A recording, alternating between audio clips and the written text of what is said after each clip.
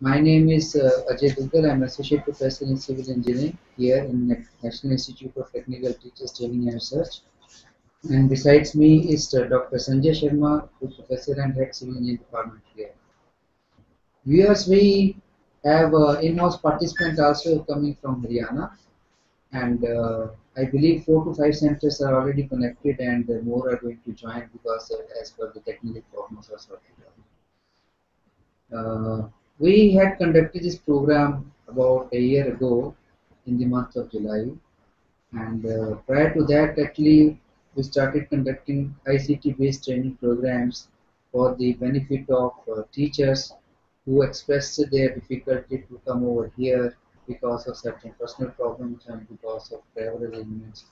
So this idea was mooted about 1.5 years ago, and initially the programs were conducted in the area of induction training program, primarily for teachers to um, develop their competencies in planning and conduct of the teaching itself in the technical institution. And later when we found that this has been well accepted, so this was extended to the technical programs as well. Now, during this particular program, we let me give you a brief idea what we are going to do. First, as we have sent the copy of timetable out to all the centers, so they must be aware of the contents. But still, let me overview that. The program is for all the discipline areas. Of course, we are dealing with the civil engineering, but we have made the content such that it is useful for all areas of engineering and other applied sciences as well.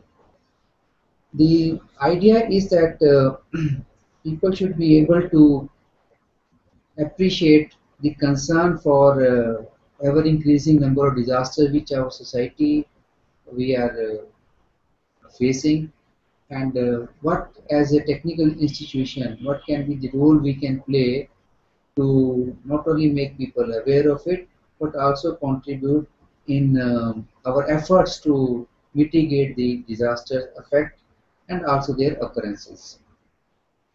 We have invited number of experts also, and we have been also successful even to get expert from National Institute of Disaster Management who will be coming the last day from New Delhi. We have also the experts from prestigious institutions like National Institute of Technology, Kurukshetra. The expert will also be coming from one of the other university, which is our sister university, Punjab University. They will be speaking on remote sensing technique applications, and demonstration also and explanation from the Chief Fire Officer UT Chandigarh will also take place. Then how community participation plays a role in awareness and disaster control. For that, a talk will be given by Dr. Nilima from Punjab Science and Technology. So this way, a number of experts, outside our own institute have been engaged and will be coming to deliver the talks. Uh, One of the another expert will be Mr. Johan, who is associated with National Mountaineering Institution, and he will be giving explanation that in our day-to-day life, what our activities, what our attitudes play a role when we are faced with any kind of such disaster condition. So he'll be speaking about adventure sports and other related activities who are necessary to build up, confidence among us, among ourselves, and also various competency skills involved to fight the disasters.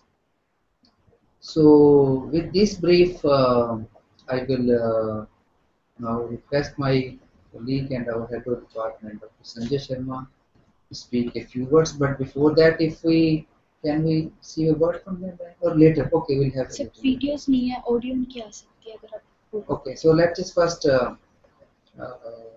switch over to Dr. Sharma, and then we will have input from the centers. Thank you very much, Professor Duggal, and I welcome all the participants at all the centers. And Professor Duggal has already explained the importance of this particular program.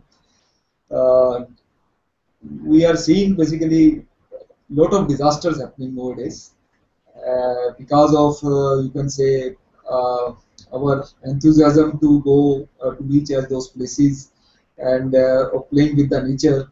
So it is very important that okay, we are in a preparedness state.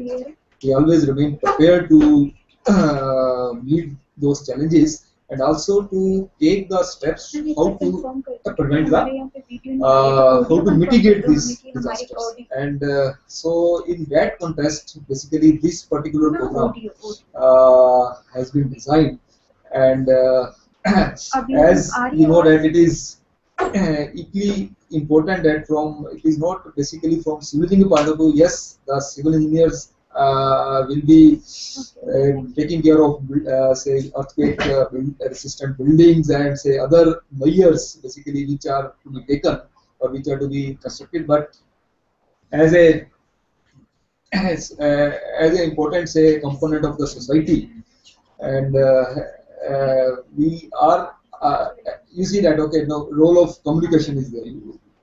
Computers and this is very important basically in every issue. So what I mean to say is that okay, every body and every branch of our engineering is somehow connected with our this disaster management and disaster mitigation measures. So we have to take care of our buildings. We have to take care of our say communication system. That is what remote sensing is very important. As you know that in disaster which had happened in Uttarakhand last year, so there was a pre-warning given by our satellite. Okay, there may be some sort of a that sort of a excessive rainfall may come and it may cause some sort of a damage. So and we didn't take. So that is what okay, everything is very important. So in that way, I think that all of you who will be sitting for different branches, they will be having a good say interaction. We have invited many experts for this program who are actually dealing with such situations.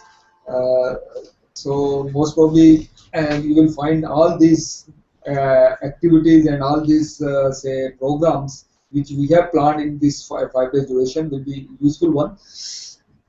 Uh, I think that your active participation from your side is again very important. In a way, you can if you interact with the experts coming here and if you come up with your difficulties. I think main objective of this program is to make yourself aware that how we can basically play our role as a teachers of the technical institutions. So as we take the necessary steps, we provide necessary education, and we spread this sort of a message that okay, that what type of actions are required to keep the disasters and their say damage because of them minimum. So with that, I again welcome all the participants at the center, and I hope that you will be enjoying this interaction from our experts from this side. Thank you very much. So thank you, Dr. Sharma, for an overview and emphasizing the importance of this particular program. We have, I must share with you that among the team which will be doing the program, we have a backup team through which the program is possible. That is our ETV team, Educational Television Crew, and Deepika is with us, who has been instrumental in getting the connectivity with different centers. So Deepika, can we have some input from our Yes, centers who can like to share their views and just show their presence of being with us? sir, Shiva Institute of Shiva Teaching. Institute, okay. And let us know that how many people are expected to be there who are taking part over there and from which discipline area. Shiva Institute?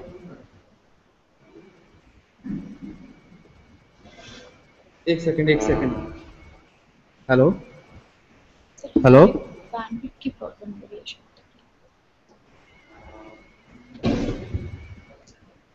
Shiva hello Institute, are you able to hear us?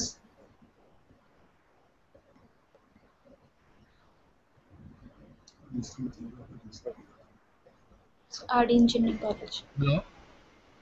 Okay, so I think there's some signal. The RD Engineering College.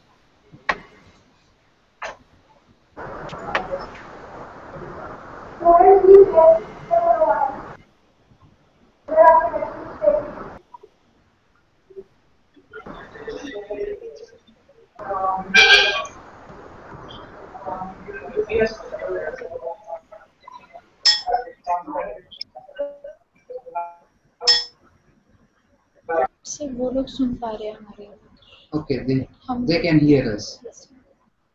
They can see us also. Yes. Okay. Which let me speak out the name. Who says at the center? Sir 4 centers. 4. ACT Aligarh. ACET Aligarh. That is connected one. Then VSIOU Unnao. Then we have RD Engineering College, Ghaziabad. Ghaziabad. Then Shiva Institute of Engineering and Technology, Himachal. Himachal Pradesh. And we have a Vaishno Institute of Engineering Technology who are likely to get connectivity now, right? Yes. Okay. So I believe if they are able to hear us and see us, so we just hope that they are also able to communicate back to Yes, sir. us, for the interaction because they want to ask questions intermittently, so they will be welcome to do that. So I think then we have a tea break and then we join after 20 minutes, 20 minutes or so. And meanwhile, we hope that the connectivity will get just better with the availability of better bandwidth. So after 20 minutes from henceforth, we will be back. Thank you.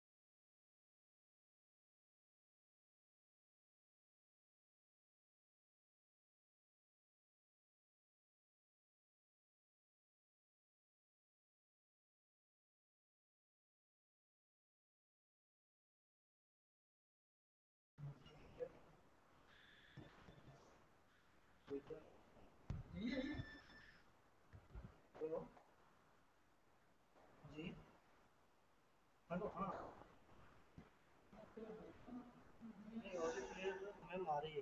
अब अभी तो आपको mute है ना ma'am? नहीं, starting में तो सब कुछ सही था, जब तो सब क्लियर आ रहा था। अब क्लियर आ रहा हो, मेरी आवाज़ आ रही है आपको?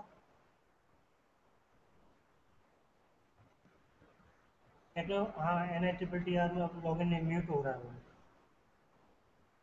ठीक है, मेरी वीडियो तो आ रही है ना आपको क्रोम में? Okay ma'am, thank you.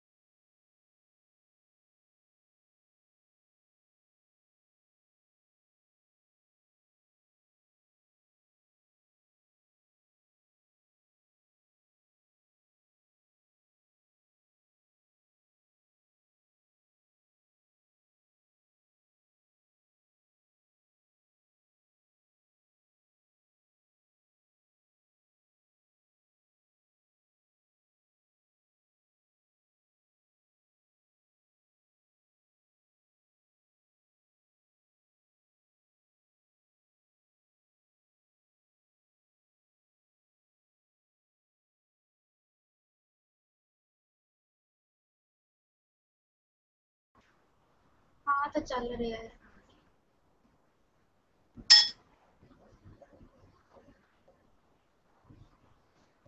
कुत्ते कौन है?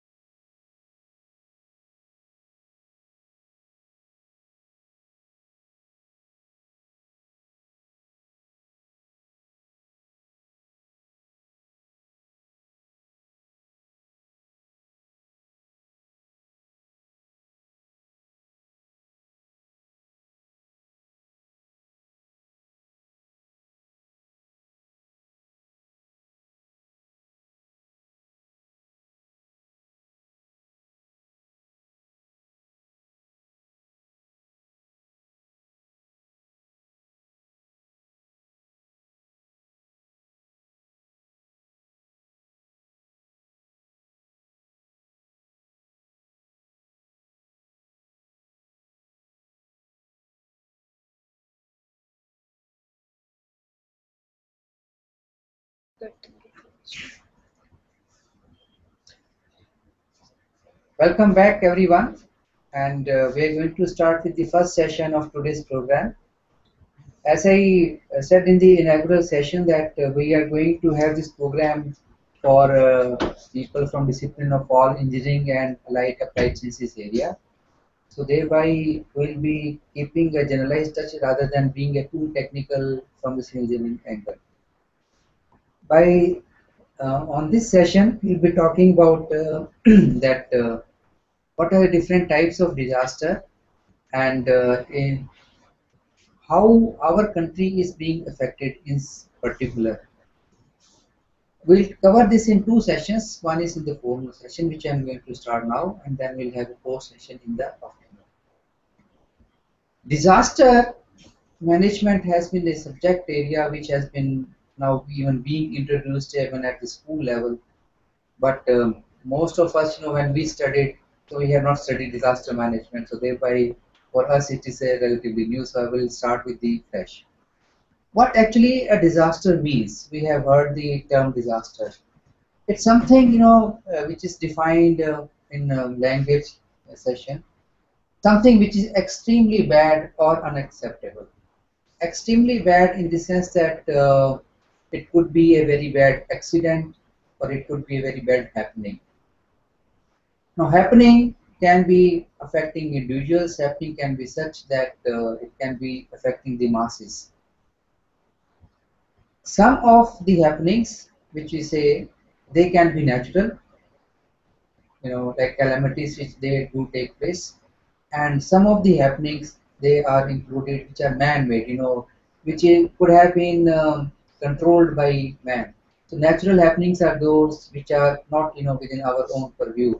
They just occur, and despite that, even if we know that it is going to happen, we have no control that. So man-made happening and natural happenings are part of the disasters.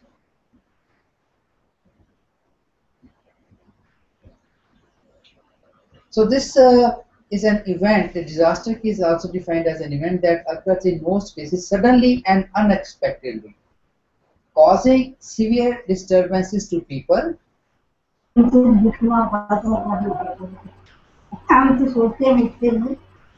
of life, property, and now this is a holistic disaster happening and development go by.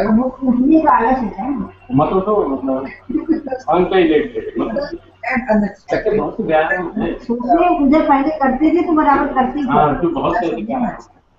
Or in a fraction of a second or within a very depending on type of disaster, in less than a few minutes can take place. Unexpectedly, you never expected that. Like for example, I'm sitting in this room, so and supposedly some earthquake comes, so it is unexpected. I never expected that.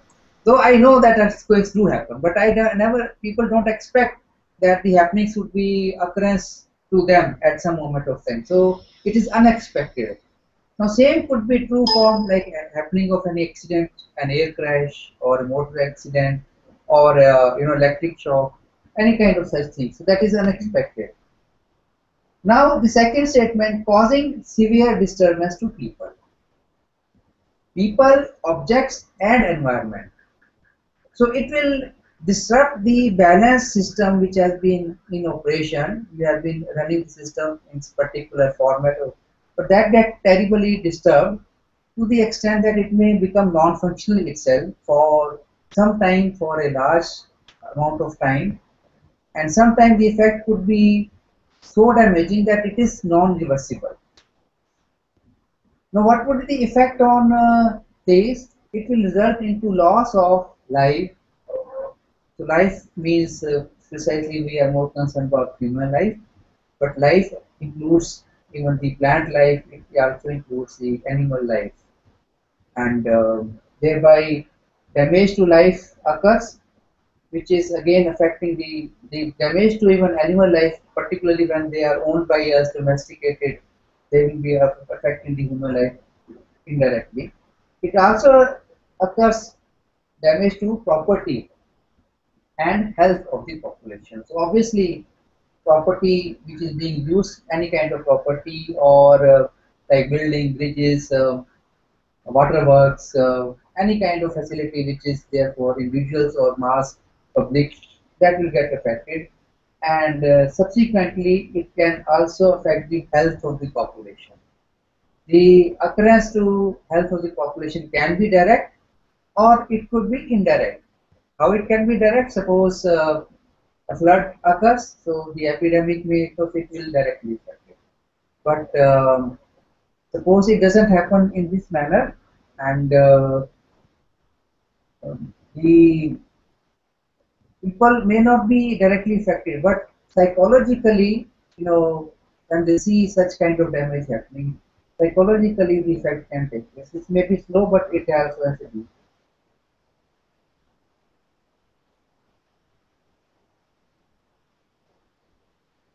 Now, what is the overall effect of disasters? They disrupt the normal pattern of life. They generate misfortune, the feeling of sadness, the feeling of being that they are not properly taken care or that the finances तो misfortunate यानी उनको ये लगता है कि वो बेचारे बन गए हैं. Helplessness. Helplessness means that you can't be able to do something if you want to do.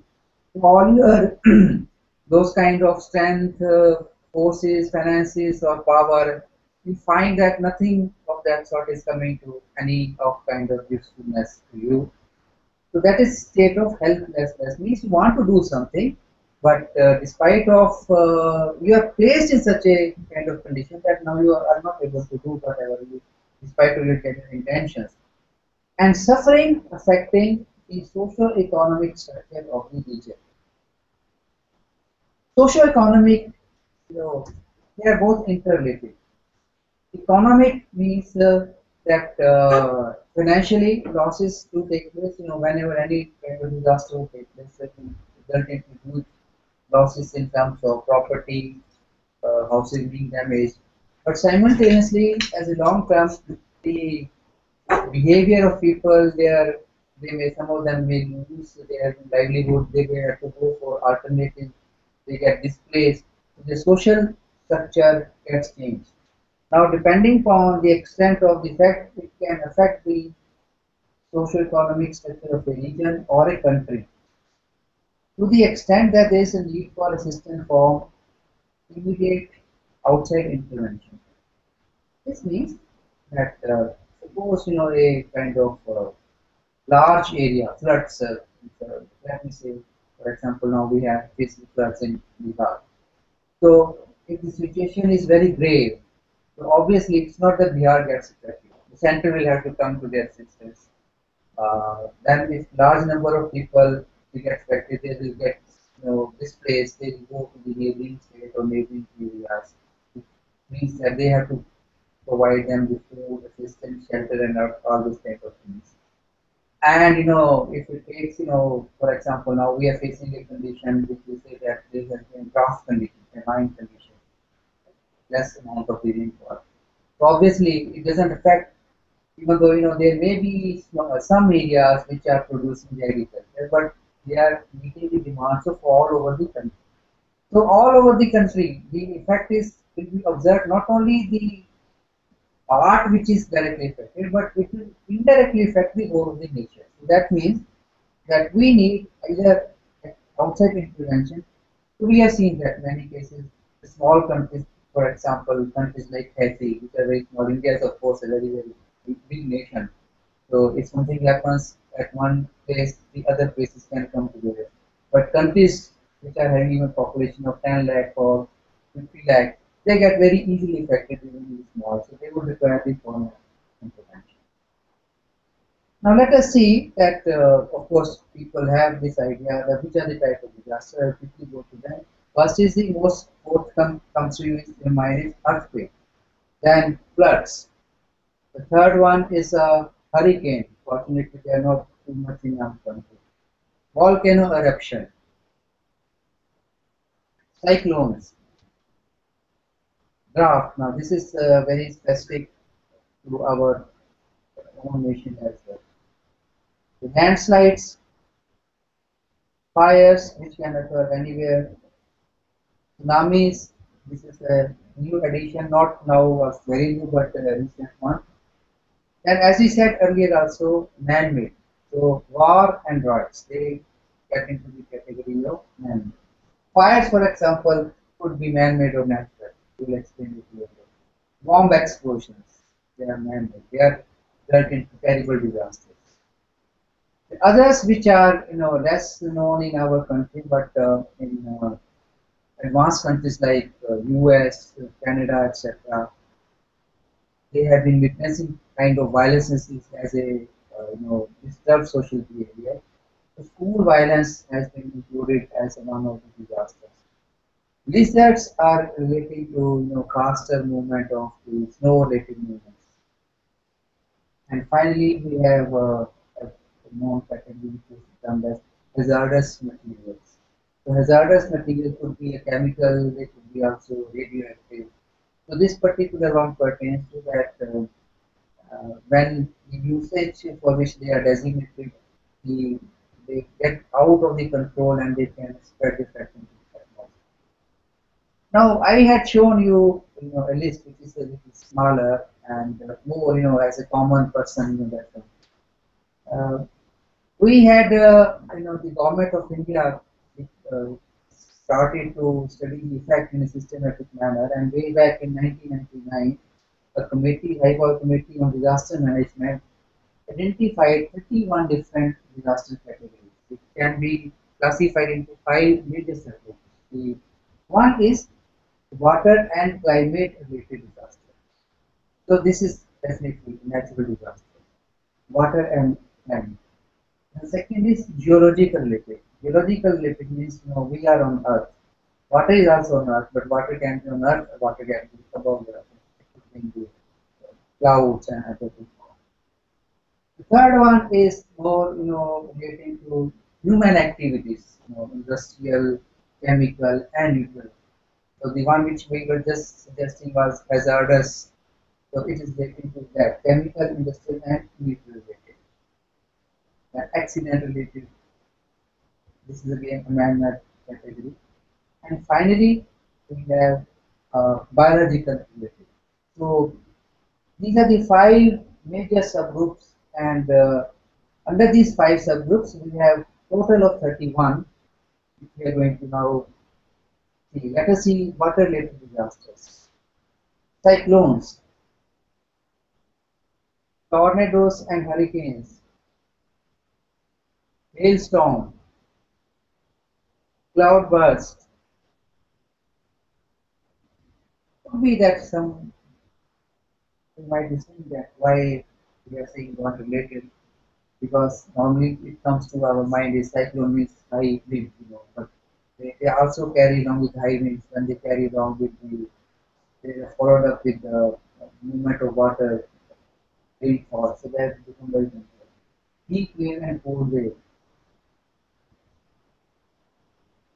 snow avalanches. Now here water is in form of a solid, so the movement of water in solid form, snow avalanches. Droughts, that is a deficiency of water in the soil itself. Sea erosion, here again water is moving. Thunder and lightning, so that is a tsunami. Now you could see that they are not purely 100% water related, but in some of the cases they could be triggered by some other source. But it involves movement of water. For example, say heat wave. If the water is present, its dryness of the water, it will intensify the heat. Geological related. That means that they are on account of disturbances taking on in our Mother Earth.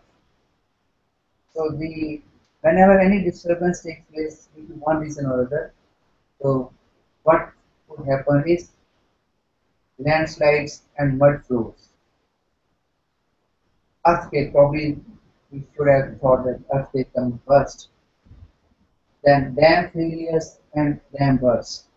Why so they are included in geological? Because dam is a huge structure which involves placement of lot amount of soil or rock. So that is how it is more considered to be geological. And also most of the failures actually on dam are not only the superstructure failure, but they also are done because of the heavy load.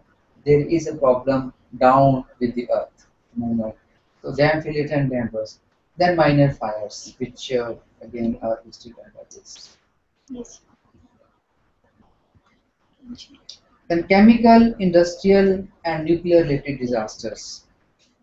Under this, we are clubbing a chemical and industrial disaster into one. Then the nuclear disasters means uh, uh, nuclear disasters are those which take place mostly in either nuclear using nuclear energy, mostly maybe a thermal power plant or for defense purposes the usage sir of दोबारा that. Request कर So देना. this involves use of radioactive materials or materials which emit lot of energy when, as we know, that when the atom is destroyed, a lot of energy gets released. So if something it is not done into controlled manner, then it can result into the nuclear disaster. Accident-related disasters. So forest fires are a kind of accidents, urban fire, village fire. Now, you see, we have specified three different categories because the effect of them is different. The extent of damage is different. The causes are different. Uh, for example, forest fire is a kind of accident, but it could take place just because of high temperature. It could just place for some man-made reason also. And here the damage would not be probably to the people, but damage would be to the environment more. So likewise, that's why we have separated it is being classified. So likewise, village fire or urban fire. Urban fire, they have a nature that urban areas are mostly congested shops or malls or outlets kind of things, shopping complexes. So they are densely populated, even the residential areas. So even small fire happening occurrence may have larger effect on people and as well as homes. Then we have mine flooding. Uh, India, of course, is one country which has got not only agriculture but lot of mining activity. We have been blessed with number of minerals and lot of mining takes place. But so that's a kind of accident. Then oil spills. Oil spills are relating to on the sea or land. Not only not land, but it's more specific to the happening on the sea or water bodies. Major building collapses. We are good at it somehow because we don't follow many of the things, and this is more often than not occurrence. Serial bomb blast everywhere, not only in India but they do take place. There are accidents. Even though you see accidents, one of the if you study the term accident, you can say that accident is negligence or not following the rules. But this one is a deliberate one. Serial compliance, it's deliberate activity. But of course, club under accident rate. Festival related disasters. Every year we know we see Diwali, post Diwali celebration. We will find out that so many people lost reason or they had to be treated for burns, etc. Electrical disasters and fires is another category. Now, fire taking place because of electrical disasters. So remember, it's a difference than what we said in the very first forest fires. And air, road, and rail accidents. They are relating to basically the transportation systems, air, road, and rail accidents. So you can see that even in accidents, we have got a ninth one is the boat capsizing. That's so nine of the terms have been. Biological relating disasters are Primarily, biology we know it's relating to the not only humans, animals, and including the life, different form of the life form. So when something goes wrong in spreading out the kind of infection, viruses, or such kind of things, that can result into the biological disaster and epidemics. Epidemics means some kind of sickness or disease which spreads out faster and for which probably it gets out so faster that you had a little time to react or you were negligent in the very first, so it spreads out faster and then the control becomes more difficult. Pest attacks, there have been number of cases around that when the large amount of the flies, different form of flies, etc., they have attacked different crops and damaged them. Cattle epidemics. So this is particularly cattle means yes, cattle is hmm?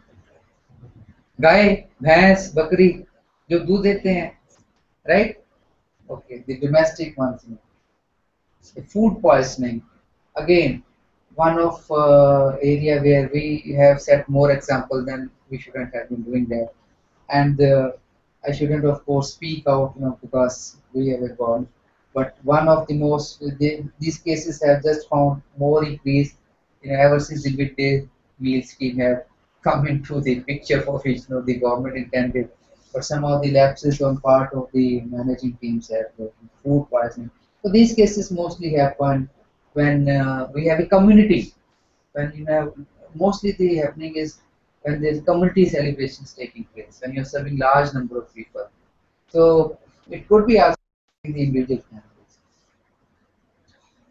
now not only that disasters do take place in our country but they do take place everywhere the nature knows does no differentiation rather so all these earthquakes tsunamis they can be there of course there are some geographically some areas which are prone to one type of disaster and there are some areas which are prone to other type of disasters so like something like you say one specific location it could be more prone to earthquakes but not prone to then landslides but there could be some areas which could be prone to earthquake to landslides etc we'll see gradually in for our country how we different type of the disaster affect different they have the potential to affect the different places differently in our country and it will be amazing that unfortunately some of the places geographically are such placed that they can be affected by many number of disasters they could be affected by the earthquake they could be affected by the floods they could be also affected by the droughts as well that's a slightly surprising that's what actually it helps us disaster continue to occur without warning. This is something, of course, now with the passage of time, technological advancements, we are still being able to, do some predicament. But still, the kind of time you may be getting is so small that we almost consider that it comes without warning. For example, a cloudburst taking place, it doesn't tell you cloudburst is going to take place. And it has been observed with the data over past couple of years, especially last 20 years or so, that number of disasters have increased in their magnitude. Means they are becoming more stronger. Complexity means I cannot identify that there are simple causes. There is one or two causes, but it could be number of causes which get together. Frequency means number of occurrences happening over a specified period, say a year, has also increased. So if there used to be one, earthquake on a locality over a year, now we're witnessing 2 to 3, and also the magnitude has gone to affect higher economic impact. Now hazards pose threats to people and assume serious proportions in the underdeveloped countries. So underdeveloped countries, the line here is that the effect is more pronounced on underdeveloped country rather than affluent countries. Means if I compare that an earthquake hitting US or Japan like that, and the same kind of earthquake hitting a country like Bangladesh, the damage would be more observed in Bangladesh compared to US. So underdeveloped countries are more being affected for the simple reason that probably prepared they are less prepared to counteract those damages.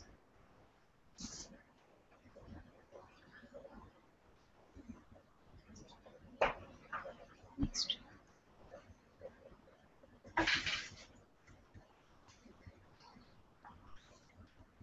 Now, the data shows that during the second half of the 20th century, more than 200 worst natural disasters occurred in different parts of the world. So that is what was observed, statistically. It claimed lives of around 1.4 million people, and losses due to natural disasters are 20 times greater in the developing countries than in industrialized ones. That's what we are just saying. The same earthquake or same disaster in developing country can have damage 20 times that of a in a developed country. So that's a tremendous big difference. So this means that something need to be more focused on the developing countries. Unfortunately, Asia tops the list in the natural disasters. Let us have a look at some of the world worst disasters. As we're saying, our neighboring country, China, 1931. The last figure shows actually the number of casualties. So 10 lakh to 25 lakh was the casualty. That's a 20th century only, 1931, less than 100 years ago, and that still tops the floods in 1954 in the same country in China, again resulting to 40,000. And Bangladesh witnessed two very severe cyclones in the year 1970, that just before the partition, which resulted in loss of 3 lakh of human life and 1 lakh 40,000 in 1991. We are still fresh with memories of tsunami. It's just a decade ago, and it will be refreshed because it occurred. That occurrence was first time at that kind of magnitude, and our country, including the neighboring countries, were affected. The losses, the countries which were affected, apart from our country, Sri Lanka, Indonesia, Malaysia, Somalia, Bangladesh, and Thailand, and the cumulative losses of human life was more than 2.3 lakhs. Now that's what I am emphasizing again. Just now we have seen the figure losses in lakhs, which we say that they are the worst one. But here comes one data which says Katrina hurricane, still refreshed. The losses are only 1836 human life, but yet they have termed it as one of the worst disasters. No, here we come to the difference of the people, standards different. So they are still rated as one of the world disasters. Keeping in view that it occurred in US, who were more geared, which is more advanced and more planned to counteract that, and some loss of so many human life means it's the worst for them. Siachen earthquake, which occurred in China in 2008. So this is how there are some more figures, and we will see that mostly we are having one is the earthquakes, then the floods, and then the cyclones. So Bangladesh, again 3 lakh, same thing, Myanmar 1 lakh 38. Haiti earthquake I was just mentioning because it's a small country, so they will be depending on foreign assistance. 3 lakh, more than 3 lakh means a lot, much of the, if you compare to the India, much, very, very high damage. India, let's see, to India in 1905, the earthquake in Kangra claimed to 20,000. Andhra Pradesh is one area which has been witnessing a lot of cyclone, being a coastal area. So the one of the most damaging was 10,000 in 1977, and in addition to that, we lost 40,000 of the cattle, and it destroyed 40% of India's food grain. So this is one such kind of disaster which will affect the country as a whole, even though small area or small region has been affected. In 1993, in Latur, 8,000 people had died. Now we are getting more, you can see that we are getting more classified information. Previously, people never used to record. So now how many cattle have been injured, what is the, so economic evaluation is becoming more precise. So 30,000 were injured. Now injury also is being added in our facts and figures. And super cyclone in Orissa claimed 10,000 deaths. And earthquake in Bhuj 2001 claimed 25,000 lives, precious lives, and it occurred on a very auspicious way, unfortunately. 6.3 million people were affected, 63 lakh of the people. So you can see that it's people who have died, but it has affected many times more number of people than that. Again, the same which are the world disaster, 2004, the same.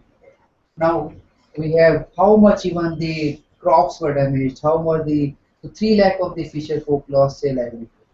So we can see that the figures are actually not simply statistical figure. It shows that the disaster will not only result into loss of human life, it will have effect on multifarious dimensions. Cattle life, people lose their livelihood, people lose their money, and people even lose the zeal to live the life.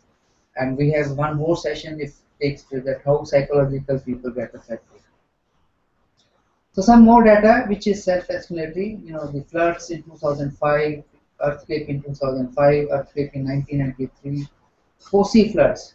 Now incidentally, right now, this Kosi floods, there was 2008 and 527 deaths were reported, and that's interesting. Now you can see we are not coming into simply thousand round figures. We are coming more precise figure. Even last decimal being reported. So that means now we are becoming more specific to collect the data. 2,22,754 houses damaged. Terrible one. And if for those who are aware, even now the Kosi flood occurrence is repetitive. Today also, the same place is affected. Today also, the same places in Kosi flood happened 2013 also. Of course, 2000 now by 2014 there has been 32 deaths which have been reported so far. But this means that the thing is that we know the flood will come. Then why we are not able to control? That's a very interesting question which we should be posing to ourselves. Uh, Let me go back. Next one. Yeah. If we take this is very long data 1900 to 2009. That means 109 year under 10-year data you can say. If we distribute the three major categories, we just have that five major subcategories. Under this, we have found that hydrometeorological group accounts for the maximum happenings of the disaster. That is 77% of them are contrary to the popular belief. Contrary to the popular belief people have that it is earthquake which are most damaging. Isn't it? I believe so. If you don't have. So geological are 12% and biological, strangely, they are close to the, very close to geological. So 11% occurrence. Trends in happenings, if we are studying from the past what is happening, number one, that events are on increase, number of disasters are increasing. In 1900 to 9, there were only 73 occurrences, and 2009 means, I'm showing you data comparison, not showing all data, but after 100 years, it goes to 4,500. Tremendous increase from just 73 reports, it is 4,500. So means the nature has got so much disturbed. That's the question we need to ask to ourselves. What has happened? It is same Mother Earth, same. You know, God has not changed the earth. Probably we have done a lot of disturbances which are rise between the decade is over 2000 is greater than even. Now this is a picture in our India map, but with a different dimension, which is showing you that which of the area was subjected to which type of calamity or disaster in which year. Now, if we can have a look, say for example, Jammu and Kashmir, we're showing the earthquake 2005, avalanches 2005, Punjab floods 1993, 1996. If you come down to Uttar Pradesh floods 1999, we are only showing you the severe one, not the smaller ones. So you can see then if you come down here, the earthquake, the cyclone taking place, the earthquakes again, floods. Just have a look, and then I'll see that what it means really. Looking at the map, you can see floods. Floods are taking place all over. See the north part, Punjab. See the here, Maharashtra. See over here taking place near Kerala, Tamil Nadu, Andhra Pradesh getting floods, Uttar Pradesh getting floods. So it's more or less. But cyclones are, in the coastal areas. You can see that. So north part is not affected to these cyclones. Cloudburst again, it's very limited approach, limited zone, and that is cloudburst takes place in hill areas. That's what we refer. Drafts, of course, they have taken place in 2002, 2009, and Bengal is well known for that. We know a lot of literature even got published, and the human psychology, many aspects were discovered even as post-disaster drought periods. Floods taking place in Assam and Bihar concurrent, they reoccur very quickly. And tsunamis, of course, can be coming only to coast. So our own country's vulnerability is that 57% land is vulnerable to earthquakes, and out of this means more than half of my nation is vulnerable to earthquake occurrence, and 12%, more than one tenth, is vulnerable to severe earthquakes. So this zone Chandigarh comes into one of the high danger areas. We have classified into 4 zones, and Chandigarh or northern part of the region is among the high risk areas. 68% land is vulnerable to drought, 12% is vulnerable to floods, 8% of land is vulnerable to cyclones.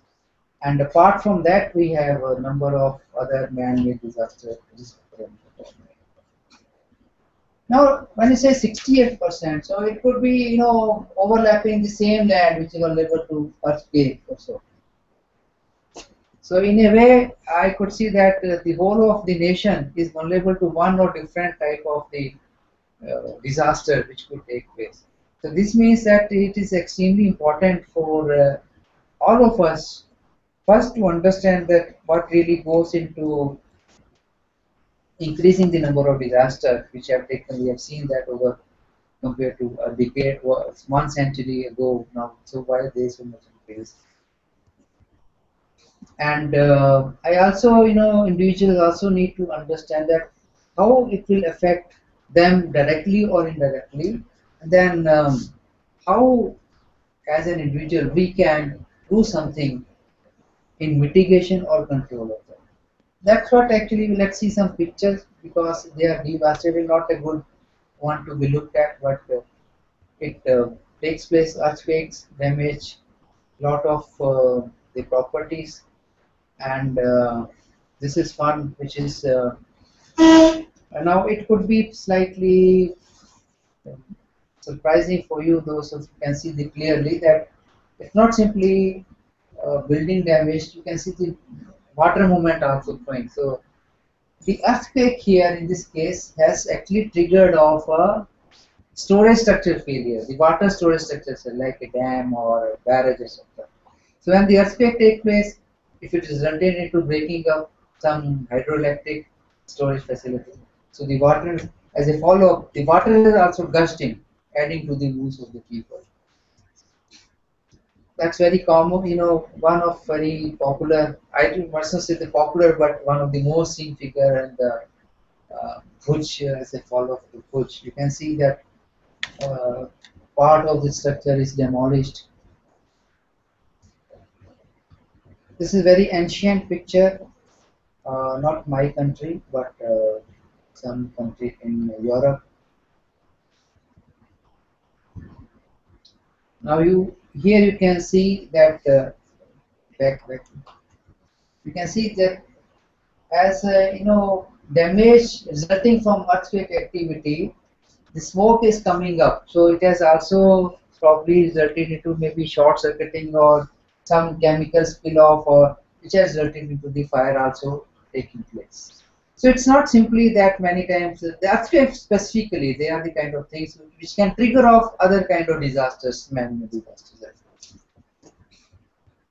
Our neighboring countries, unfortunately, it's not very old one. It's a couple of years only ago. Pakistan, more than 1 lakh people have died over here. Okay, now we'll briefly talk about that different type of disasters. How do they? What are the causes of their occurrence? To gain more understanding about them, so that then we can have a little more control. What really an earthquake is? Earthquake is we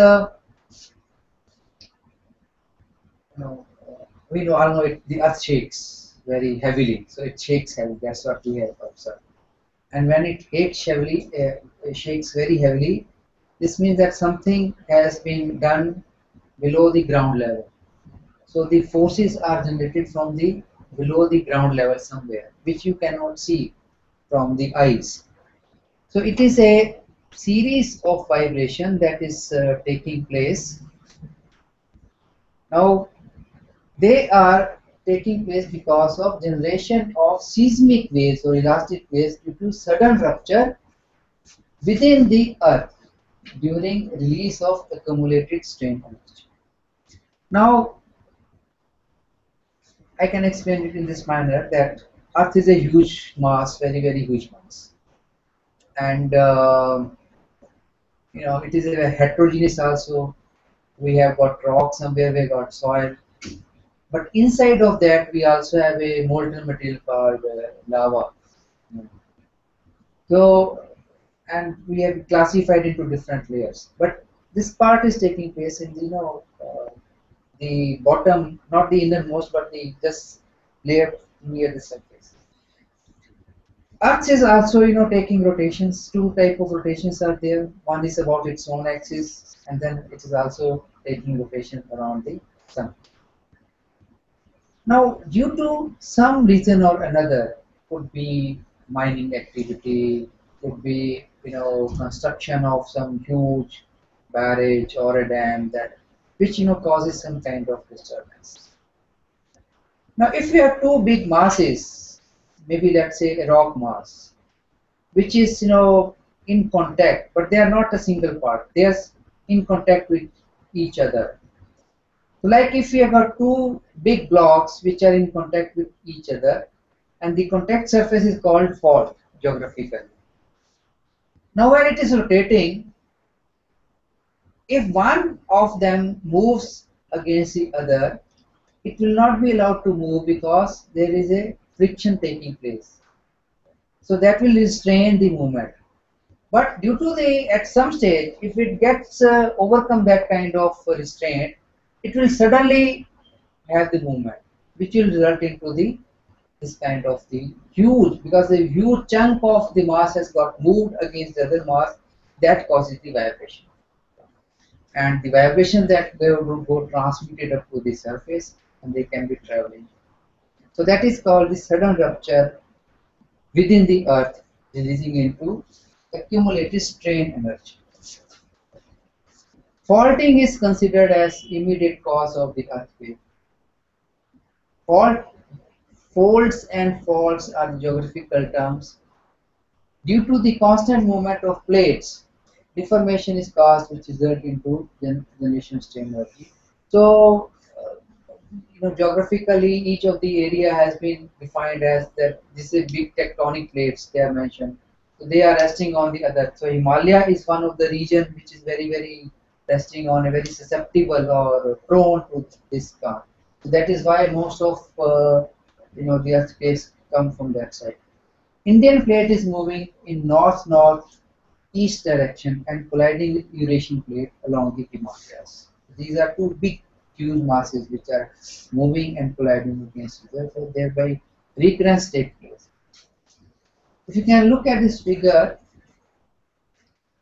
you can see that it is a being shaded one, and from the red to the pink. So there are four shades. The darkest one actually shows the highest danger area, most prone. So this is the darkest one is zone 5. It is termed as zone 5. Earlier, the Indian standard system has classified India in 5 zones of risk area. So danger 5 is the highest and danger 1 is the lowest. And now they are removed one, only zone 2, 3, 4 and 5. Only 4 zones are there. So if we can have a look at this, you can have that the lightest one is the least area of concern, and the darkest one, and here we have given the cross also to highlight the zones of very high risk areas. So some part in Gujarat, where already the occurrence have taken place, Punjab, J&K, part of Haryana, then Himachal Pradesh, and then some the border area of Uttar Pradesh to the Nepal side. And then if we go to the northeast direction, you can see that some part of Bihar and the whole of the northeast, they are the one which are subject to they come into zone 5. And right now where I am standing also is under zone 5. So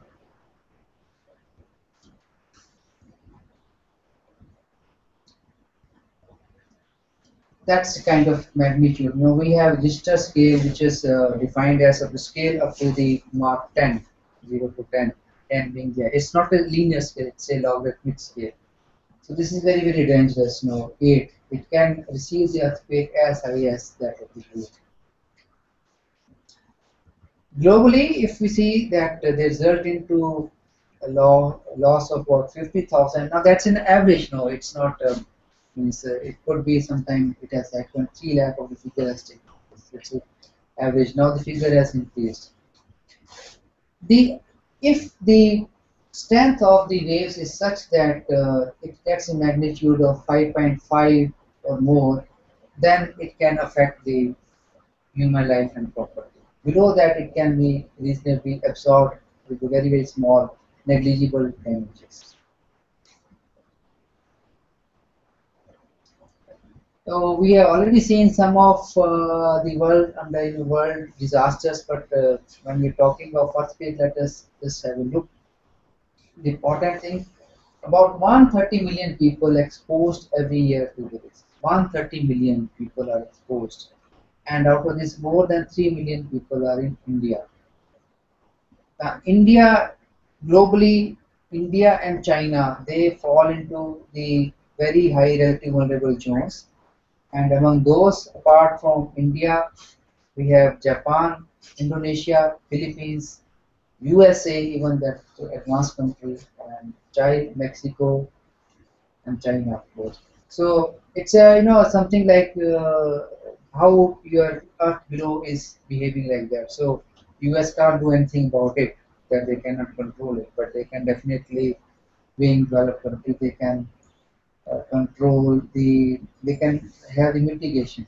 Now, for example, Japan is one of, in fact, Japan is such a country where the earthquake is very common, and it's a kind of part of their life. It's no longer a kind of disaster. So frequent has been the occurrence in many parts.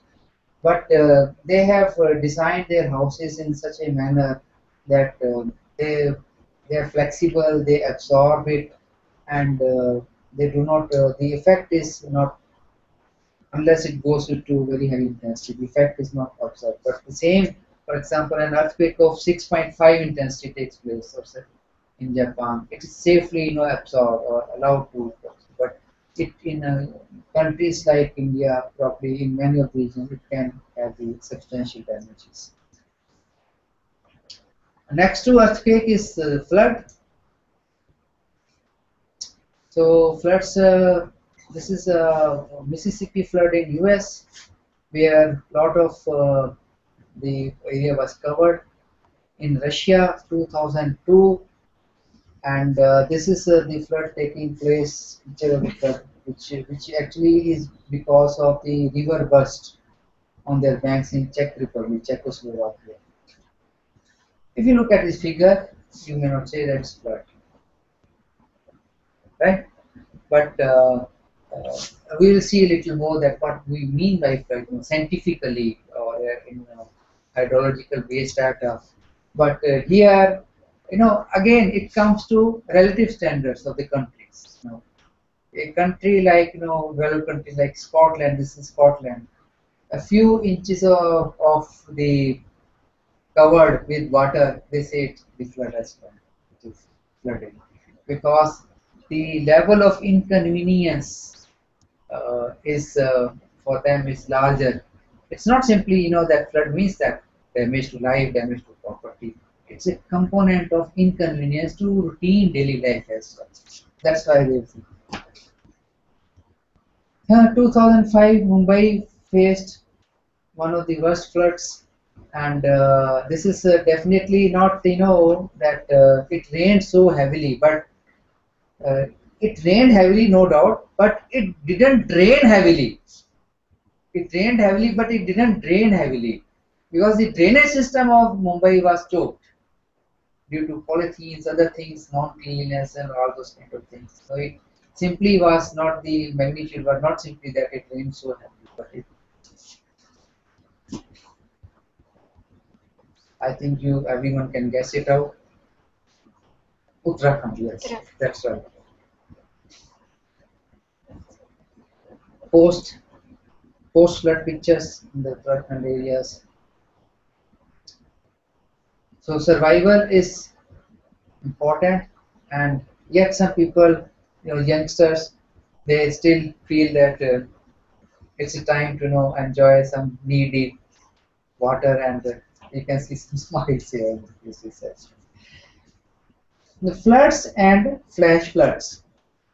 Flooding is one of the most common of all natural hazards, which is often also due to another natural disasters.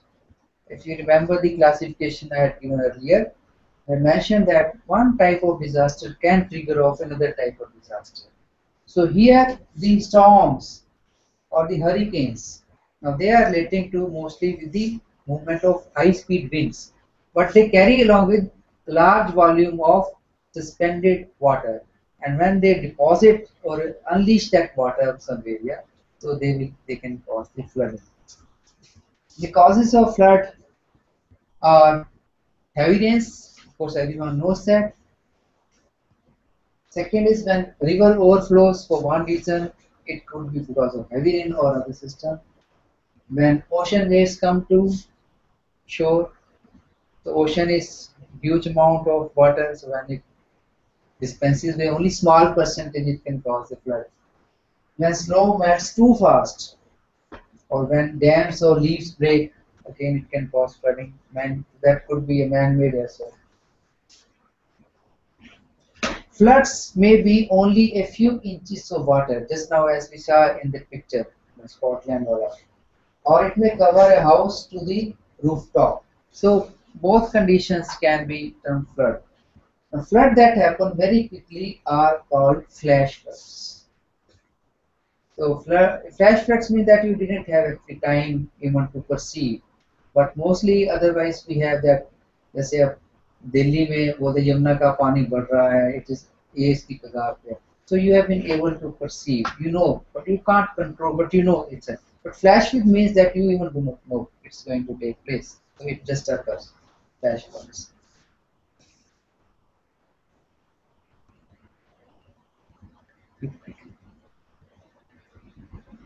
In 1980 to 2000, 7.7 lakh deaths were reported due to floods. India is ranked one in terms of physical exposure to floods. Unfortunately, again, one more not happy reason to be number one. Relative vulnerability are rated high for China and India. China also, if you have been following China this year, previous year, they have been having the floods every year, almost every year they are facing the floods. The type of floods scientifically are termed as periodic floods, seasonal floods, flash floods, river floods, and coastal floods. Periodic floods mean that they take place periodically after. And likewise, seasonal floods, they are also predictable. So they can return every month, every year, every 2 years. For example, now we just were talking of the floods in Kosi and floods taking place in Assam area. We are no. So they are kind of periodic. Means they know it is going to happen. It's going to occur after such and such rainfall. So they are periodic. River floods and flash floods, they are not predictable and they suddenly happen. They could happen because of a big storm or a dam break. Coastal floods are one of the most damaging because they are associated with the movement of high-speed winds called hurricanes. So thereby the effect gets magnified, damaging effect is magnified. As say, needless to say, one of the most flood-prone area we are in the world, so thereby we need to have it more controlled. The principal reason for flood lie in every. We have a system, that every year the monsoon comes, we have specified patterns. Now, what really has happened that over a period of time, the original rivers which were made, now they have been having deep silting. Silting means settlement. उसमें जो है मिट्टी बैठता गया है. तो जब मिट्टी बैठता जाता है तो उसकी कैपेसिटी जो पानी को ले जाने की कम होती जाती है. जैसे एक ग्लास में पानी है लेकिन उसके नीचे अगर आप भर गया है सॉलिड से कुछ पार्ट तो आप ग्लास को उतना ही भर सकते हो उसके ऊपर लेवल पे. लेकिन ग्लास की ओरिजिनल कैपेसिटी पूरी थी पहले. तो हमारी रिवर्स में ही ऐसा हुआ है कि over a period of time क्योंकि जब फ्लड्स आता है या पानी बहता है उसके साथ सिल्ट बोल्डर वगैरह सब फ्लो करता है. जब वो नीचे बैठ जाता है तो यानी उसकी उसकी क्षमता की अब कमी हो गई. तो एक वजह वो है हाईली सिल्टेड रिवर सिस्टम. अब इसको क्लीन करना कोई इतना आसान काम नहीं है. It's not like a water tank. जैसे वाटर टैंक हमारा भर जाता है. It's tough task. Average rainfall हमारे देश का है 1150 mm. ये बड़ा अच्छा फिगर है. मतलब कि अगर सभी जगह 1150 mm हो तो हमारा कहीं धन धान्य से भरपूर रहेंगे और जो इतनी हमारे ग्रोथ होगी एग्रीकल्चर की हम अपने के अलावा अपने जैसे और एक दो मुल्कों को शायद फीड कर सकते हैं. लेकिन unfortunately there is a lot of significant variation. यानी बहुत ज़्यादा है. कहीं पे तो फ्यू mm है और कहीं पे इतने सेंटीमीटर है. The annual rainfall along western coast and western Ghats, Khasi Hills and over most of Brahmaputra Valley is more than 2500 mm. Or most of the flood occurs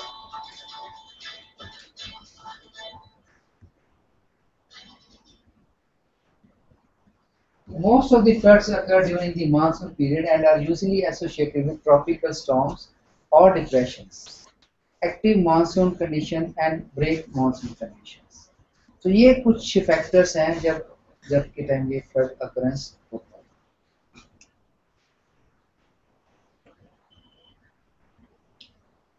Our country has got number of river basins जैसे Ganga basin, Yamuna basin, Tapti like that. हर एक river से associated है. तो almost सभी river basis में जो है flood होने के प्रोबेबिलिटी है और मेन कॉज हमारे कंट्री में heavy rainfall and as we said inadequate capacity of rivers to carry high flood discharge, inadequate drainage to carry away the rainwater quickly to streams and. देखिए जो एक simple principal है flooding का, आप जो पानी इकट्ठा हो रहा है जहाँ हो रहा है उसको फ्लो करके कहीं एग्जिट चाहिए। अगर आपका इनफ्लो ज़्यादा है और उसकी कैपेसिटी टू कैरी कम है, तो this will result into the flooding, whether it is a natural system which we are talking of हम लोग, या ड्रेनेज सिस्टम, सिटी का ड्रेनेज सिस्टम, तो एनी ऑफ दिस। अगर कहीं आइस जैम है, लैंडस्लाइड हो गया, तो उसका रास्ता ब्लॉक हो गया, तो this will also result into the flood. Typhoons and cyclones, as we said, they also are causes of floods, and they are actually causes of flash floods because in a short period of time they will allow a lot of water to acid down in a shorter area as well. So areas, अब जब हम ये बात करते हैं कि पानी आता है, तो पानी जब ऊपर ग्राउंड के ऊपर फ्लो करता है, so part of the water goes into the below the earth, जिसको हम ग्राउंड वाटर, जब ग्राउंड वाटर की बात करते हैं तो वो ग्राउंड वाटर कहाँ से आता है, वो जो पानी ऊपर से आया वो फ्लो होके नीचे तक चला जाता है, लेकिन वो फ्लो होके तभी जाएगा जहाँ पे सॉइल ऐसी है जो उसको फ्लो करने दे, पोरोसिटी होनी चाहिए उसमें। तो जैसे सैंडी सॉइल है, तो sandy soil allows water to flow quickly, but अगर रॉकी स्ट्रेटा है या हार्ड पायन है, तो वहाँ पे वाटर फ्लो करके नीचे नहीं जाएगा, तो जब नीचे नहीं जाएगा तो ऊपर ही रहेगा, तो वहाँ chances of occurrence of flood become larger. या कुछ सॉइल्स ऐसी होती हैं जिसमें सीपेज बहुत स्लो होती है, so these conditions, soil condition can also contribute to the development of flood conditions. Vulnerability of the floods and other natural disasters is caused by high population density, widespread spread poverty, unemployment, illiteracy। ये है कि उसका जो effect है वो depend करता है, मतलब कि दो जगह पे फ्लड आता है, एक से फ्लड है, लेकिन इफेक्ट कहाँ ज्यादा होगा, जहाँ पे पॉपुलेशन डेंसिटी ज्यादा है, ऑब्वियसली जहाँ पे गरीबी ज्यादा है। क्यों ऐसा, क्यों ऐसा, क्यों? फ्लड तो वही है, लेकिन क्या होता है, अगर हम कंपेयर करें दो लोगों के पीछे, एक अमीर आदमी है, एक गरीब आदमी, उसका भी मान लीजिए, अब गरीब आदमी के पास बहुत थोड़ी सी चीजें होती हैं, थोड़े से बर्तन, बिस्तरा, ये वो, उसी के ऊपर गुजारा होता है, बैंक में कोई पैसा नहीं होता, कैश है, तो पानी में आया, उसके बर्तन चले गए, उस रहेगा तो जीरो, राइट। बट जिसकी कोठी है उसी शहर में, दो मंजिला है, वो नीचे से ऊपर चला जाएगा, उसके सामान खराब हो गया, वो बैंक से, जब फ्लड थी वो बैंक से अपना पैसा निकाल के, so he will get, so poor people get very easily affected by any kind of, not only flood, any kind of disasters, because they have very limited things, and if they lose that, so they lose everything with it. So that is why there is enormous pressure when such happening of flood takes place on rural land, क्योंकि rural land का मतलब है उनकी economy agriculture के ऊपर dependent है, तो flood आ गई तो एग्रीकल्चर डैमेज होगी, एग्रीकल्चर डैमेज, लाइवलीहुड जीरो होगी, so gets very heavily affected. Children and women are particularly vulnerable. They are vulnerable because they are psychologically or mentally, that data has shown that they are less found to be less stronger to counter with the floods. So वो अगर floods आएगा तो they can easily get, they are easy targets for flood too. And 85% of deaths during disaster are women and children. That is what are the findings, which is very, so we need to train them to fight. तो अभी मर्दानी picture, वो वाला concept यहाँ भी लगाना पड़ेगा. So presently there is a inadequate level of protection. अभी despite that occurrence has been taken place over, for example अगर हम नॉर्थ ईस्ट की बात करें, आसाम, ब्रह्मपुत्र, हर साल फ्लड्स आती हैं, आज से नहीं, 10, 20, 40, 50 साल से आ रही हैं, बट क्या अभी तक हम उसको कंट्रोल नहीं कर पाए, तो we are less prepared to reduce the losses. अब इसके लिए एक I remember that there was एक बड़ा पीछे हाई लेवल के ऊपर एक पॉलिसी प्लानिंग हुआ। देखो हमारे देश में जो मानसून आता है वो it start from somewhere here beginning of June from south से आके, और यहाँ नॉर्थ में it hit somewhere in first week of July, and then it prolongs up to, अभी भी मानसून पीरियड चल रहा है, prolonged है, देन इट रिट्रीट्स बैक, और वापस जाते जाते भी वो जहाँ जहाँ से जाता है वहाँ भी कुछ कुछ बारिश होती है। तो दिस मीन्स अगर मैं साउथ से नॉर्थ की तरफ चलता हूँ तो एक पर्टिकुलर रिवर में एक पर्टिकुलर टाइम में पीक वाटर प्रेजेंट है, दूसरी जगह पे वो कंडीशन अलग होगी। यानी कि ऐसा नहीं है कि सारे देश में इन द मंथ ऑफ से जुलाई सब के वो टोटल जो, तो there is some spread out. अब जो मेजर रिवर्स हैं वो उसमें से कुछ रिवर्स एक टाइम डेफिशिएंट है, उसमें पानी कम है, they can have more water to be stored. दूसरी तरफ एक रिवर है जो फ्लड हो चुकी है, उसमें कैपेसिटी से एक्सीड हो गया। So if I can divert water from this river to that river which is deficient, so I'll be able to control. So a project has been envisaged कि इनको मेजर रिवर को link करके कैसे ये mitigation किया जाए, but because it involves huge amount of distances, huge amount of excavations, connectivity, so it's very expensive. I'm not sure that whether finally we have dropped it or we are still continuing that. But I hope someday, if it so happens, we will be able to reduce the losses much. In future, the programs to control and management planning is required. We need to also to study the climate changes taking place close to planet. Now let me see. Let me share with you some information, and then we will have a pause and then continue the afternoon. Now that's what actually situation of Bihar in today's time. You can see here that this is a breakdown of the facility. This is showing you the picture of a water storing structure, and just got damaged, partly overflowing that, which is resulting into, because when the water which was supposed to be stored is overflowing, so it results into the flooding. The death toll has been very recent till yesterday or probably today. 36 people died. It has affected 17 number of districts, and over 18.2 lakh people in the states are now reeling under floods. Death 36 की है, लेकिन 18 लाख से ज्यादा लोग इससे directly affected हो चुके हैं। डिजास्टर मैनेजमेंट जो ग्रुप है, they are running 146 relief camps to provide food and shelter to around 33,000, more than 33,000 people who have been rescued, जिनको बचाया गया है या जो डिस्प्लेस हो गए हैं, जो अपनी जगह छोड़ के आ चुके हैं क्योंकि वो उनका जगह में बिल्कुल flooding, and many number are now leaving because either they are going to relative places or. But the statement by the emergency control room in charge of disaster management department is one death each has been reported from Patna by our death caused by house and river bank collapse.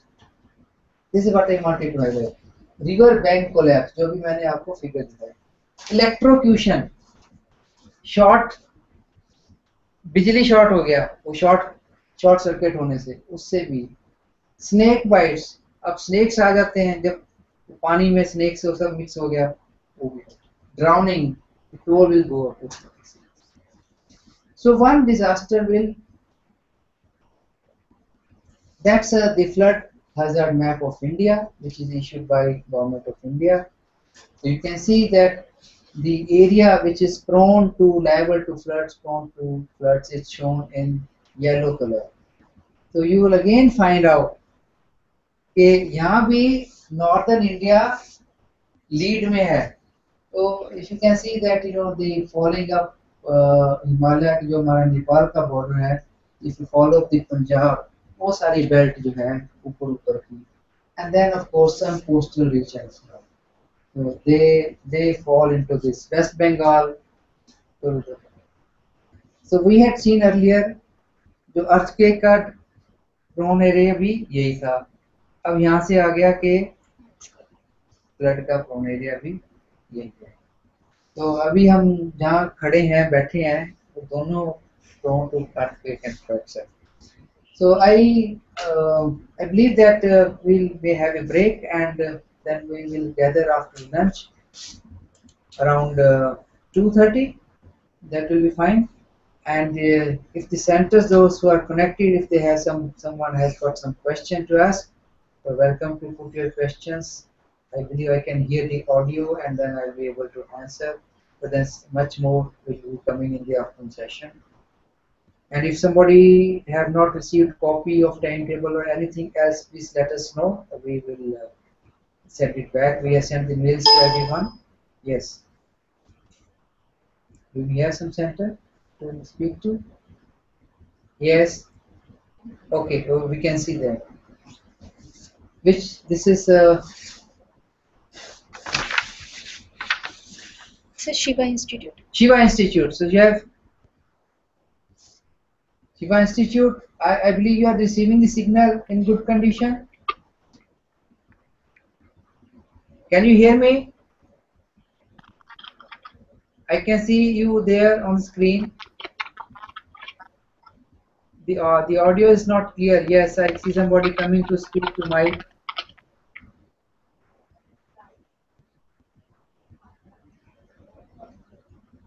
Maybe the audio. Audio नहीं clear sir अपना mic check कर लीजिए एक बार आपका audio नहीं clear आ रहा है Yes. हाँ जी हाँ अभी अभी सुन रहे हैं सर एनी क्वेश्चन आपका फोटो ओके ओके बट आपका सिग्नल ठीक आ रहा है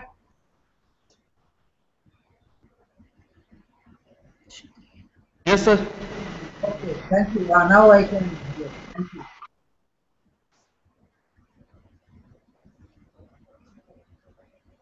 This is oh. Sir Unnao Hmm? Unnao PSGI Unnao.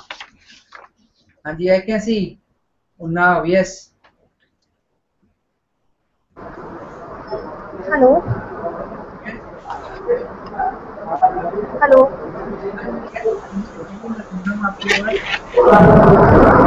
Sir M I audible सुन पा रहे हैं आपका ऑडियो क्लियर नहीं आ रहा है अभी फिलहाल के लिए अभी तक क्लियर था ओके अभी तक सेशन में क्लियर था हाँ जी हाँ जी हाँ जी सर अच्छा मैम आपके बैक पे बहुत ज्यादा डिस्टरबेंस है इसलिए नहीं आ रहा है हमें भी आपका ऑडियो नहीं क्लियर आ रहा है पीछे बहुत ज्यादा डिस्टरबेंस आ रहा है आपको ओके ओके ओके हेलो हाँ जी बोलिए मैडम हाँ जी सर सेशन सही था बेसिक्स थे क्लियर हाँ थे हाँ अभी बेसिक है फिर हम थोड़ा स्पेशलिस्ट में जाएंगे as I was telling in the morning कि आज हम बेसिक कवर करेंगे टाइप्स उनके इफेक्ट्स और कल से हम हमारे टॉपिक्स में रहेगा कि आपके एक रेजिस्टेंस स्ट्रक्चर कैसे डेवलप किए जाते हैं उसमें क्या सिंपल मेजर किए जाते हैं कम्युनिटी पार्टिसिपेशन कैसे है so we will have gradually building up into more of specialized topic okay sir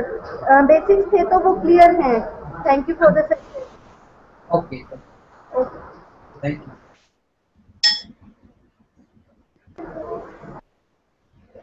Jaipur engineering college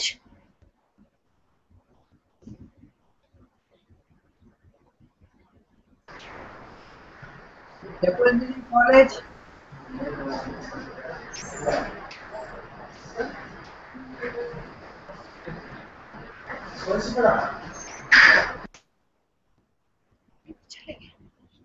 ठीक है ये 5 सेंटर है टोटल 4 5तो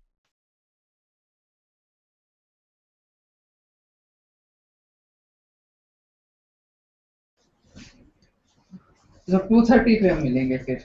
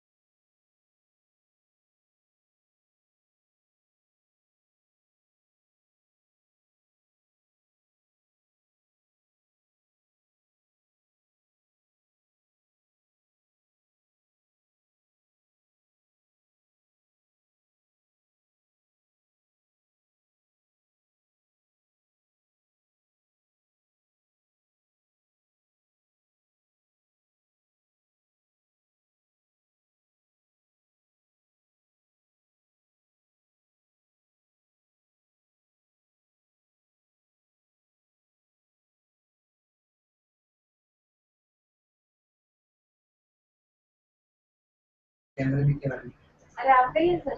देखना जरा सर कैमरे में भी देखो आ रहे हैं सर। अच्छा आप भी आ आ रहे हो? रुको मैं स्लाइड आ रही है। तो ऐसे कैसे हाँ जी मेरे सर तो बनी दिख रहे हैं मुझे, लेकिन आ रहे हैं सर। सर एक मिनट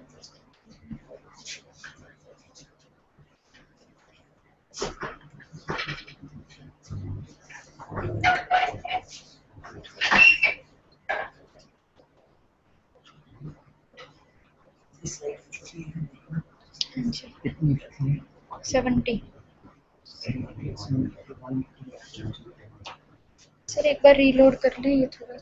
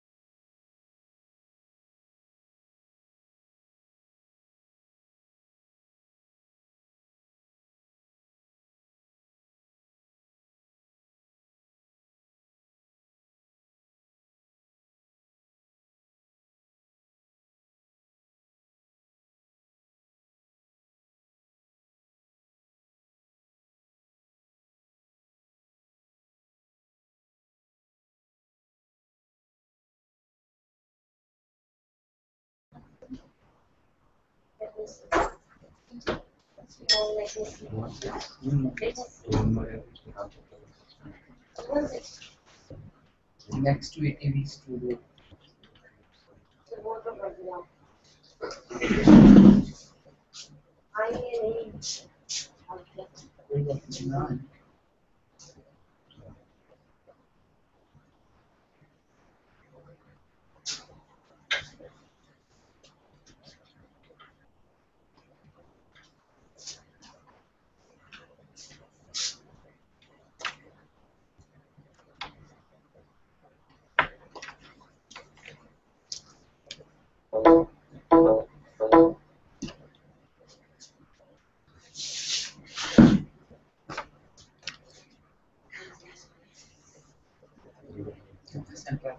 सर 3 हैं 3 3 है 5 थे ना पहले के 4 थे सर 5 उनमें से भी गए they have to connect probably sir RD engineering college और एसीटी तो कैमरा नहीं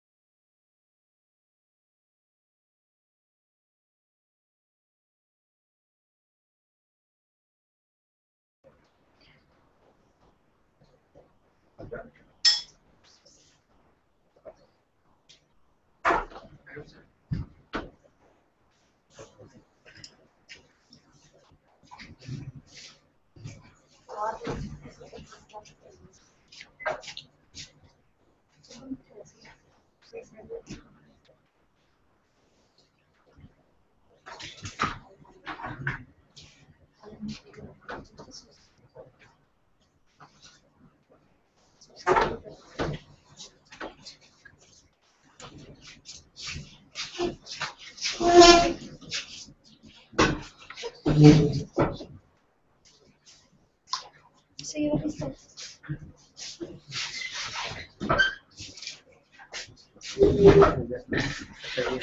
नेक्स्ट ठीक है उनसे क्या नहीं Good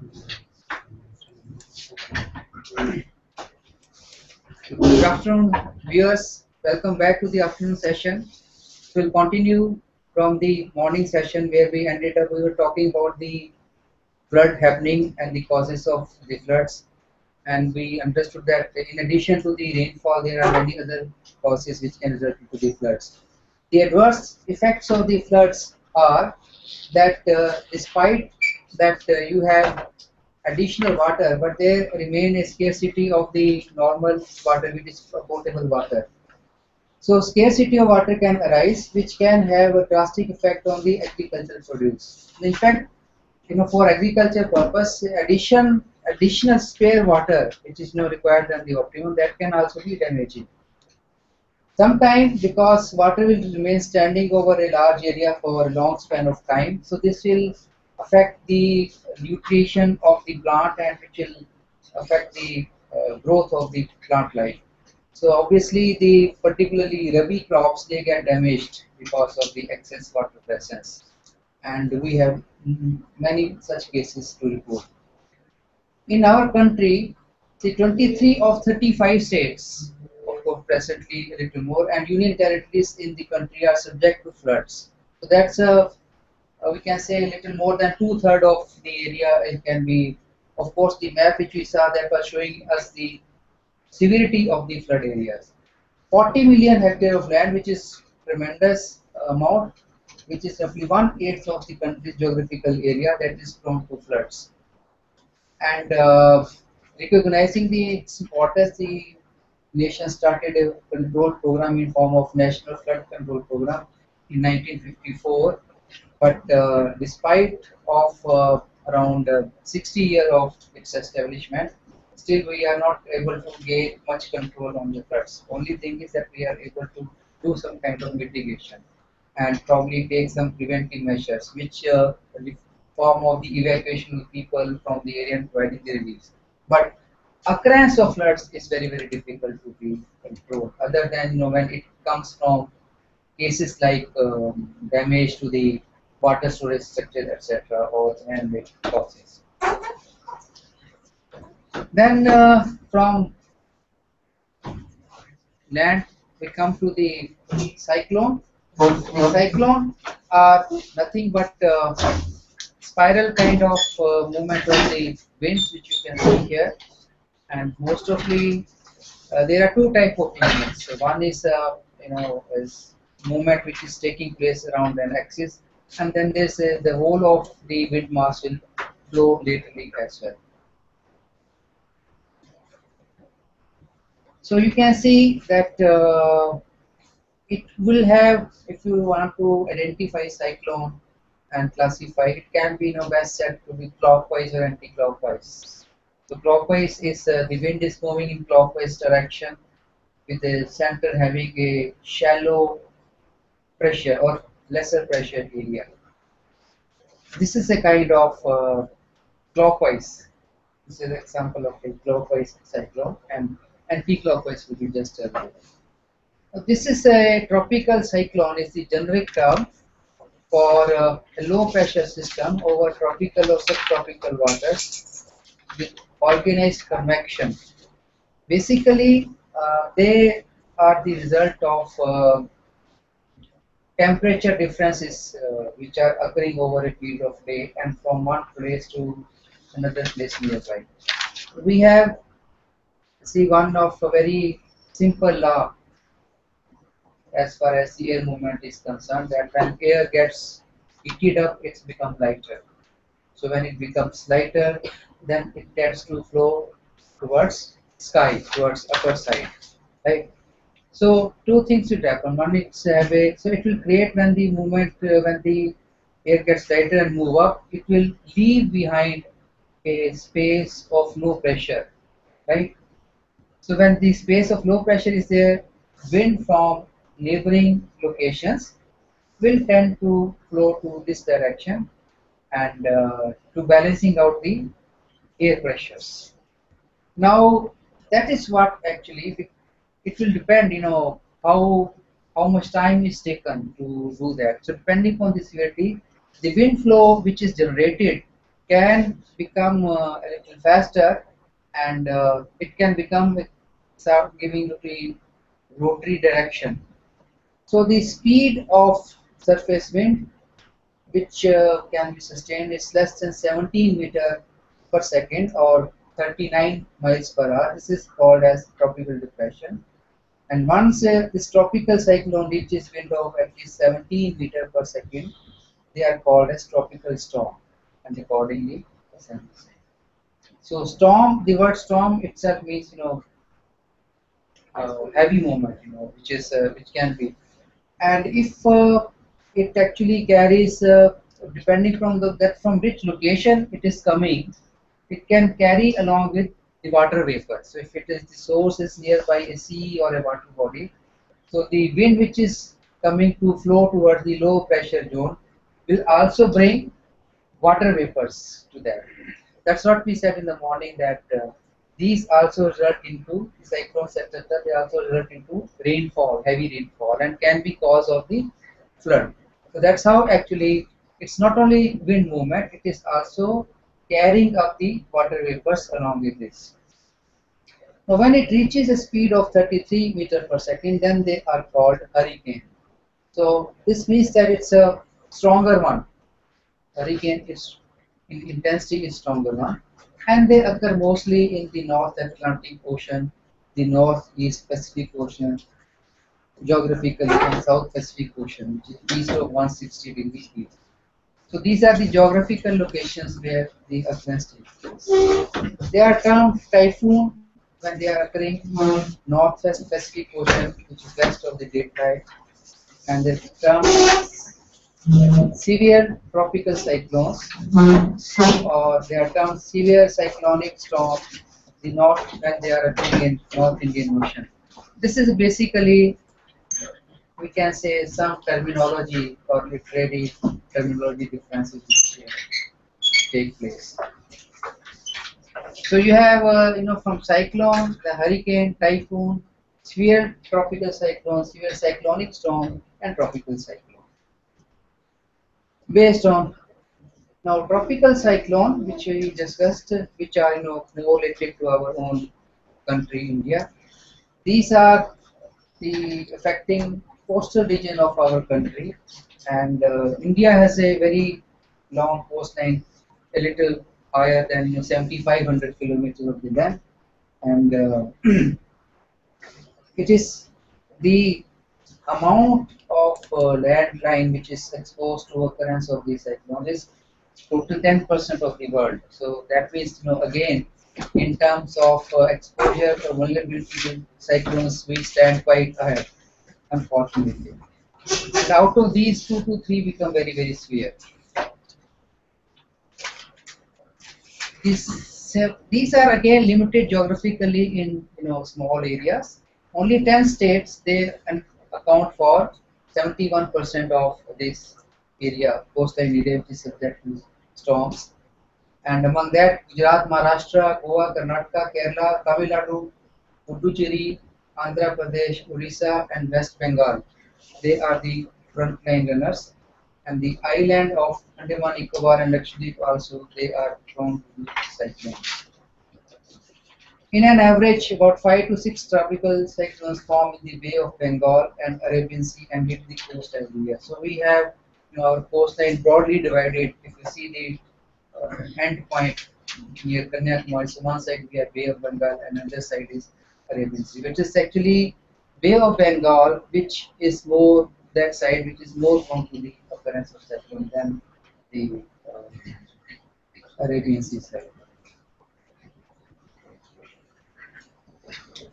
So the when cyclone will take place, so it will, along with the severe wind, heavy rainfall, will follow. That's what we suggest, because coastline means water, the air is carrying along with the tremendous amount of water, because the sea, it is available near the sea. So it can result into storm, and it can also bring the flooding in the rivers, because this rivers also connected to that.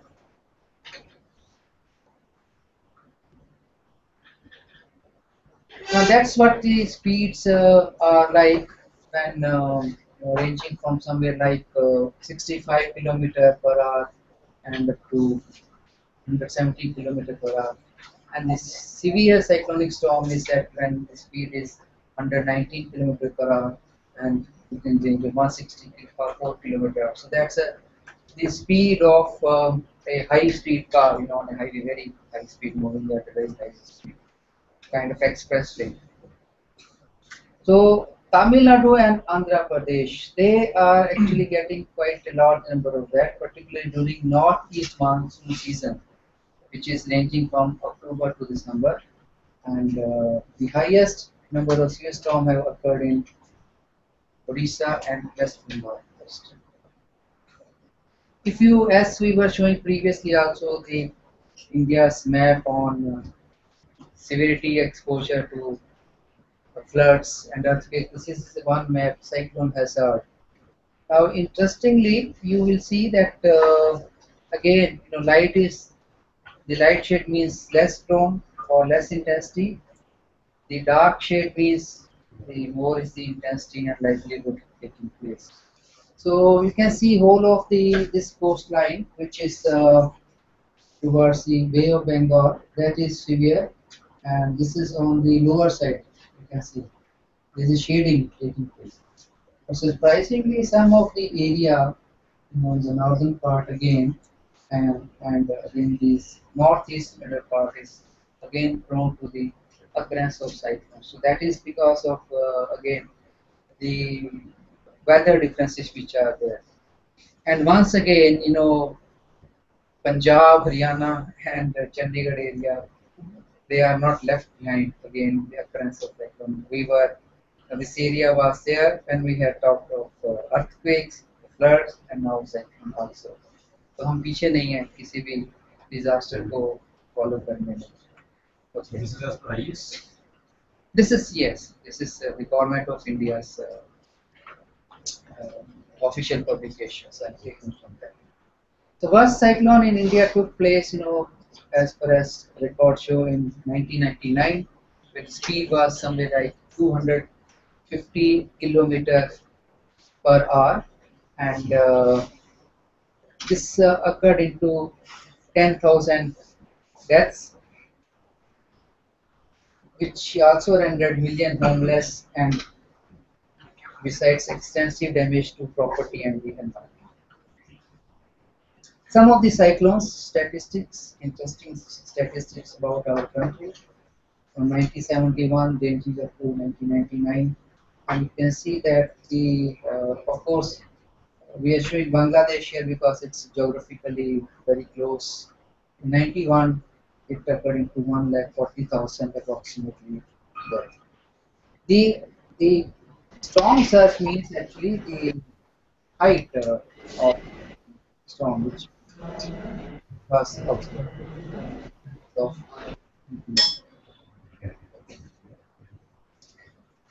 So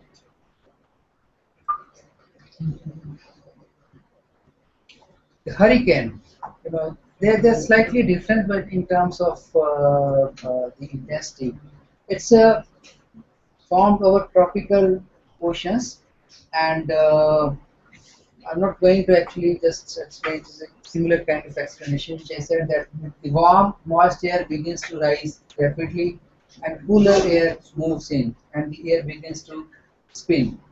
So as the air pressure in the center drops, more air is drawn into the spinning system. So, it just keeps on accelerating. Once it starts it, then it keeps on accelerating. And this donut, what really you have is that it's not simply a kind of horizontally hollow system. It also becomes a kind of vortex system. Vortex is, it from the center it is smaller, and as you go up, the diameter keeps on increasing. So that is what really goes, and the rotational speed, if you count the rotational speed, it can be as high as 480 kilometers per hour. So this means that when the rotational speed is so high, and remember, it is not spinning just stationary. It is moving. So anything which will come on its range, within that range, it will get drawn into that, right? Probably I remember that many of you must have also seen that film Twister.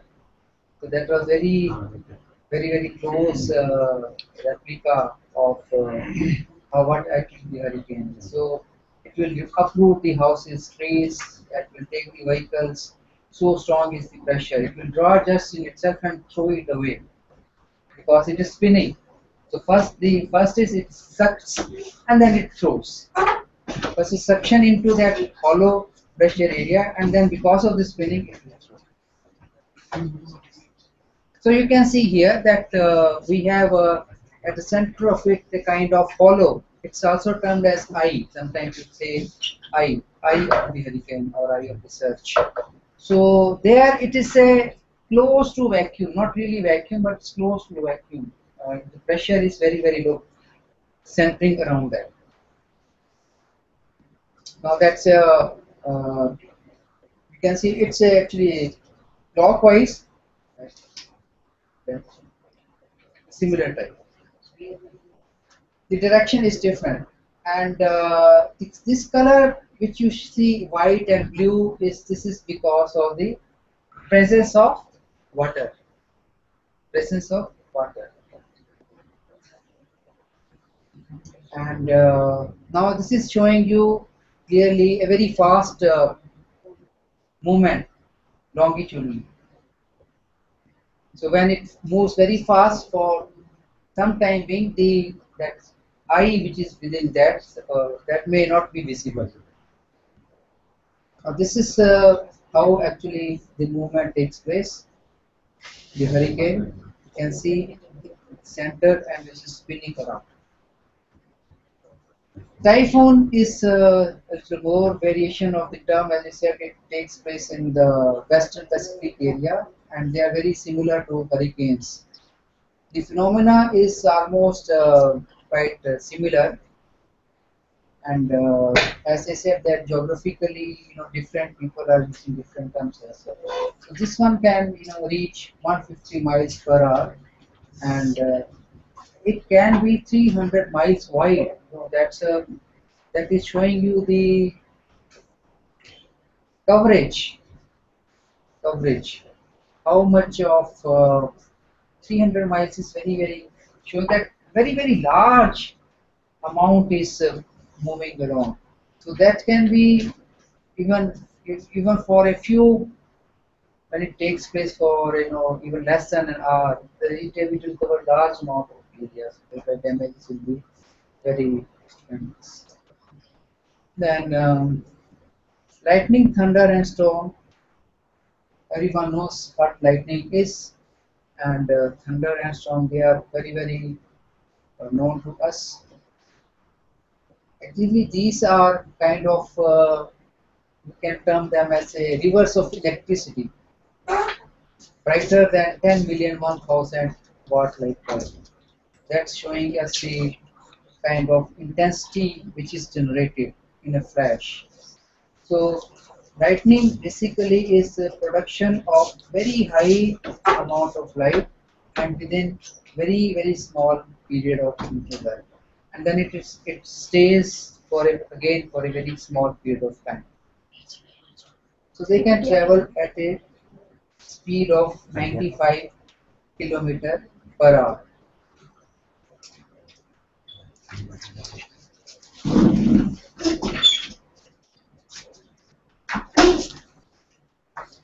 Accompanying lightning could be thunder, which is a deep rumbling sound, and it could be the sound could be rumbly, it could be cracky, or different. Storm is again movement of high-speed winds, which are along with water, could be with snow, hail. It can be accompanied with hailstorm. Then we say it is a hailstorm. We say Hindi में कहते हैं ओले पड़ना. So storm can be termed as cyclone, hurricane, typhoon, depending on the intensity. And blizzard is snow, right? Now we come to a very different category from water. We're talking of mainly water and wind movements. Now this element is of volcano is concerned with. Sindhu hurricanes या फिर typhoon जैसे ये oceans के ऊपर generate होते हैं या land They cover the land area. They normally develop, on the sides where the ocean line is there. But see, damage is only on the land. There's no damage on the ocean area. It may be you may have hurricane. Damage का disaster का जहाँ पर people are living only there. We are more focused on that. So अगर उसके ऊपर hurricane जा भी रहा है ocean के ऊपर समुद्र में तो हमें कोई फर्क नहीं पड़ता जब तक वो हमारे रेजिडेंसीज पे हमारे जहाँ पे हैबिटेशन है वहाँ के इफेक्ट करता है. सो जनरेट से ये लैंड पे हुआ कैसे ओशन से सब लैंड की तरफ जाएगा लैंड की Normally, the low pressure on the land occurrence is the place where it attracts actually the formation of the. क्योंकि हीटिंग अप जो है ना वाटर की हीटिंग अप मॉडरेशन है water is acting as a moderating agent in summer it doesn't get heated up too much but it will evaporate compared in winter again so land gets heated up more so there itself actually when the land temperature becomes high the air temperature becomes high air will move up and to fill up that low pressure because of escape of air above the yes the air from nearby land water body will move to that. And when it moves from water body, it will carry along with the water vapors. Right? Volcano, now as we say that Earth is a center of that, we have a molten material which is termed as lava. We have found that. So a volcano is a vent in the earth from which molten rock comes and the gas erupts. Now, because anything which is a very high temperature will also have generate high pressure. There, high heat is accompanied by high pressure. So it is always at high pressure. But whenever it gets a place or a vent to escape, then it will at a pressure come out. So the occurrence is very faster and when it comes out then it will spread around all around which is resulting in a kind of formation of a hill or a mountain. Now all volcanic eruptions that means escape of lava and lava actually when it comes to surface is called magma. What is magma?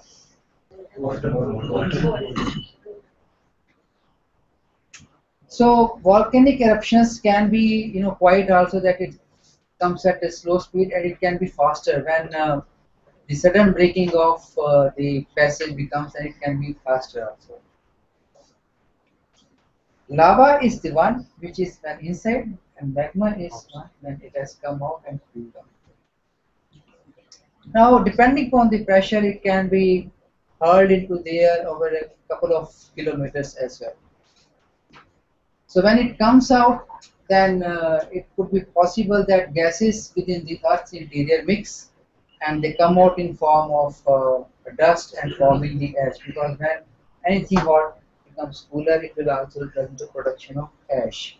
So this can cause production of kind of clouds of very dark and this will as a production of clouds become then it will hamper the visibility.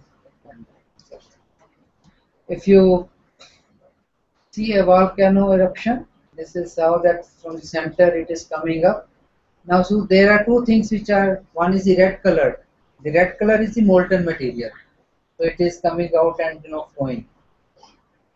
Here what you see is a mountain is actually already was also produced by volcano only. So many of the volcanoes they are reoccurring. They are reoccurring. Reoccurring means अभी आज हुआ एक जगह पे फिर maybe after couple of months or even after a passage of some year, if it's at the same place, then it will reoccur.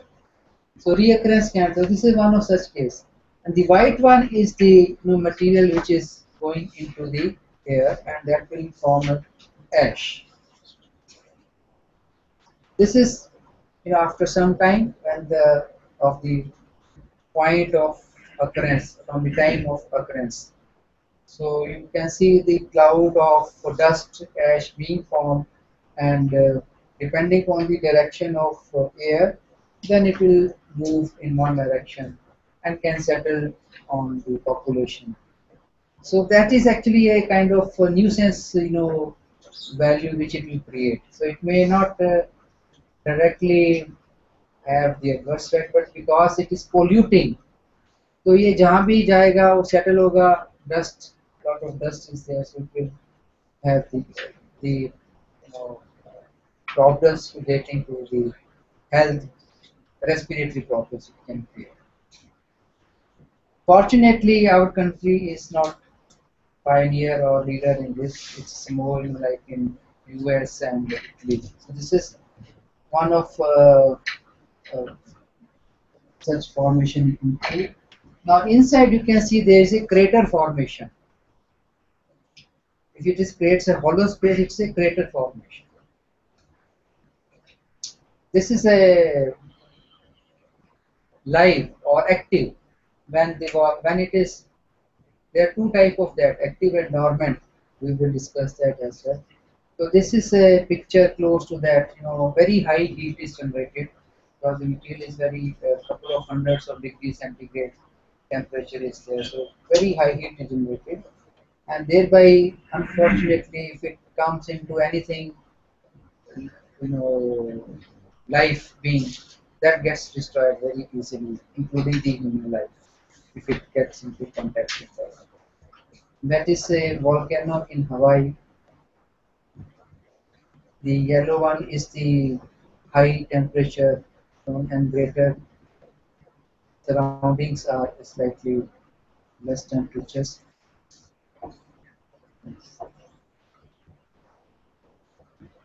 This is interesting that the island of Hawaii and the name Iceland, they were formed by many lava flows. यानी कि this occurrence actually took place in the water area. तो वहां से निकला जा पाया था, और ये ऊपर से निकल के सेटल हुआ, तो वो आइलैंड बन गया. It got set. So huge was the quantity. So Hawaii Island and Iceland itself, they are created by occurrence of volcanic activity. Now, because light colored lava is rich in element silicon, it tends to harden in the vents of a volcano. यानी कि वो जब बीच में से ही निकल रहा होता है, तो तभी वो हार्डनिंग हो जाती है उसकी. Explosive eruptions are caused when lava in the vent hardens into the rock. So what really happens is that it gets hardened sometime on the way, and now more material is gushing up. So it gets hardened and causes the blockage. तो वो जो uniform speed से आना था वो एकदम block हो जाता है, और वो जब हाई प्रेशर नीचे से बिल्ट अप होगा, then it breaks, and then the intensity will be much larger. So that is more damaging. The pressure is very high, so then it becomes into very violent explosion. So volcanoes which are appearing gradually, they are not very damaging, but the one which are violent are more damaging. So three types are there: active, dormant, and extinct. Active are the one which are still, they will erupt continually or periodically. यानी आज उसमें से कुछ material निकला है, तो कुछ time बाद फिर से निकलेगा, या continuously धीरे धीरे उसमें से मटेरियल निकलता है. Now in the world there are still many active volcanoes. Particularly one is in Lesson Peak in Lesson Volcanic National Park. So it has become actually a tourist destination. So people go just to see this kind of. Then Mount St. Helens in Cascade Range, which is in Washington State. So all of them mostly are in US, and in fact, actually, they are good to develop them into the tourist destinations, so they have done this part of the job. Dormant are the one which have been known to erupt within modern times. Modern times, जो historically, which are not 200-400 साल पहले, but recent की बात है. So they are like our mm, Ramayana epic. That is not really modern time. Modern times. तो जो अभी inactive हो गए हैं, so they are called the dormant. So many of the dormant are these.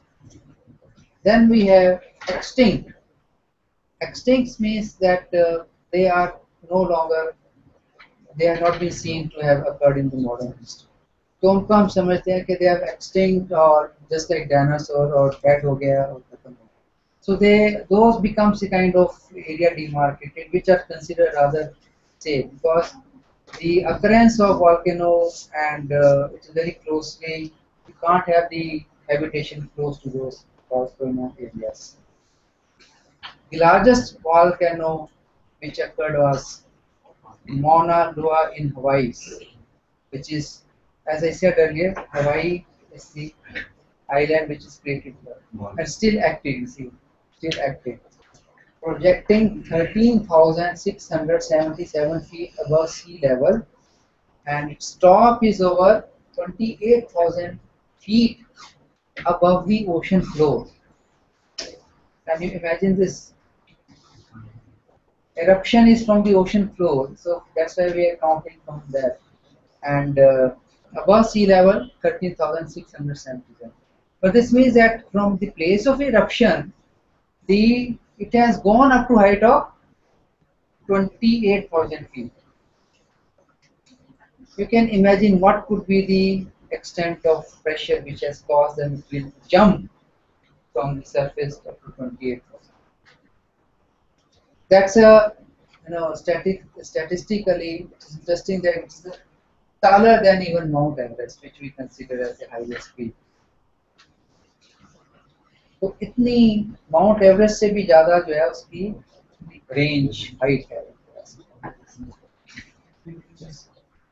Now here comes very one kind of the disaster which is very different from the other type because it has got the creeping effects. There's no single term which we say draft condition. It's there are a number of parameters. I can't say कि इतने mm rainfall है तो हम draft condition. It becomes actually a reference to the standards of those areas, normal condition. So what we need to know is what are the normal conditions of such and such region, right? In terms of the rainfall, and then what is the occurrence which is taking place. So this means suppose you have a desert area which receives a rainfall of just 50 mm a year, and it gets a rainfall of 40 mm. So we don't say it's a draft condition because it has been this.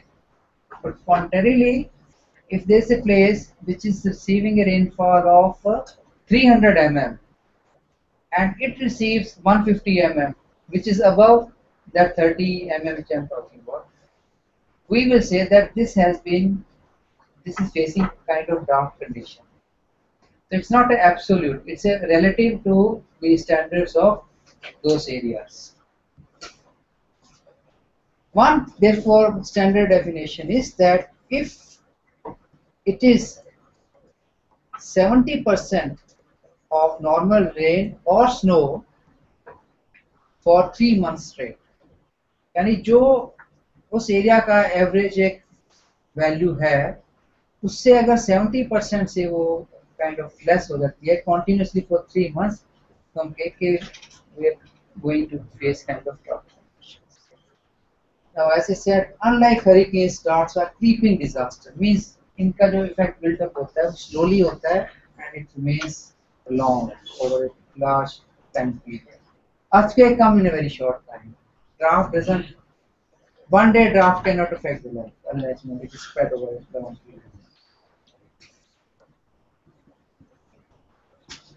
Now, that's another definition from the agricultural point of view. It says that if it is abnormally dry weather that causes serious hydrological imbalance in the area. So we need to understand first hydrological imbalance. Hydrology, we all know, it's concerned with rain water cycle, you know, from those considerations. That's how the land could look like under drought condition, appearance of This was a drought cracks. season for Punjab and Haryana because of the rains, the lack of rain. So we can say it was a drought season. For Yes, yes, that's what we're saying. That's relative to the normal patterns of the rainfall. It is not absolute. So already we are saying that they're saying 45% of its deficit which is taken place in the monsoon. So it's going to produce a semi-drought condition, not really to full drought condition.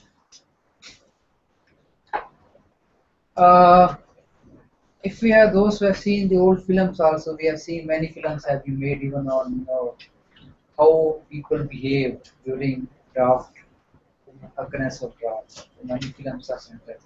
So it gives you enough, time period to study the changes in behavior of the people. That is. Major droughts which are on record, they date as long as back 1877. And fortunately, the occurrence was in the last decade or 2 decades have been very less, and major drought last week was in 2002. That means 12 years henceforth earlier. Now, over 68% of our India's land is vulnerable to terms of drought. Over 68%. Vulnerable means it doesn't mean that 68% is subject to drought. 68% land ऐसी है जहां पर draft condition हो सकती है, हो चुकी है या हो सकती है.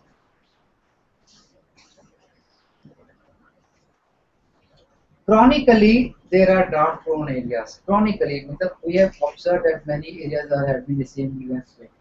33% of that they have been receiving less than 750 mm of rainfall, while 35% are classified which have drought prone and where the rainfall is 750 to 1125 mm. The drought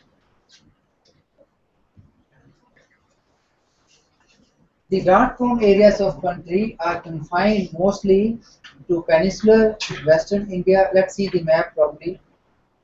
Yeah, this is the map. Similar which we have for the other type of disasters. So here the yellow one is showing you. The yellow one is drought, clear drought. Light yellow means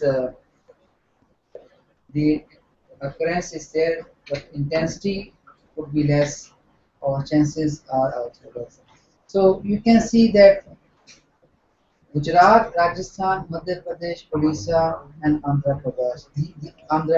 These are the areas which are. This is severely affected, dark yellow, moderately affected. Okay. Fortunately, northern part is not much, but it doesn't mean that it cannot occur. Another picture shows you a better idea probability of occurrence. So if we see the probability of occurrence here, the yellow one is showing frequently drought areas, and these are showing the chronically. मतलब यहाँ repeatedly होता है drought condition जो हमने पिछले photo में देखा था. और green one is the least drought prone area. और ये फिर से पंजाब हरियाणा एक बार फिर से पहुंच गया है डिजास्टर के अंदर. तो ड्राफ्ट में भी, फ्लड में भी, एंड पहले अर्थक्वेक में भी और लैंडस्लाइड में भी है वो cyclone. Okay, so that's so safe places. You can see that sea on Arabian seaside. Geographically this is interesting. On Arabian seaside, यहाँ ड्राफ्ट कंडीशन की occurrence बिल्कुल कम. Again, the red one shows the intensity. This is more precise than the previous one. It is now showing the that was showing you the state wise. This is showing you place wise. Various aspects of draft. Draft may be defined as an extension period, extended period. It could be a season, a year, or more of deficient rainfall relative to statistical multi-year average for the region. अब इसका मतलब ये है कि historically हमने एक reason की over a period of years data लेके उसका निकाला है ये इसका नॉर्मल रेनफॉल है और नॉट रिसीविंग नॉर्मल रेनफॉल. अब उसके रेफरेंस में कंपैरिजन में जब कम रेनफॉल होती है it could be seasonal. Many areas may be having more than one season of rainfall. Actually, we are so attuned that for in northern India particularly, that we always consider monsoon is the rainfall. Of course, it is associated truly for us. But many parts, they receive more than one, especially the southern parts of our country. They receive more than one rainfall in a year, right? So thereby, it could be seasonal. पर उस season में कम हुई या इसमें कम हुई. अगर दोनों में कम होगी या पूरे ईयर में कम होगी then we'll term as a yearly draft on yearly basis. So you can have draft on seasonal basis or you can have draft on yearly basis.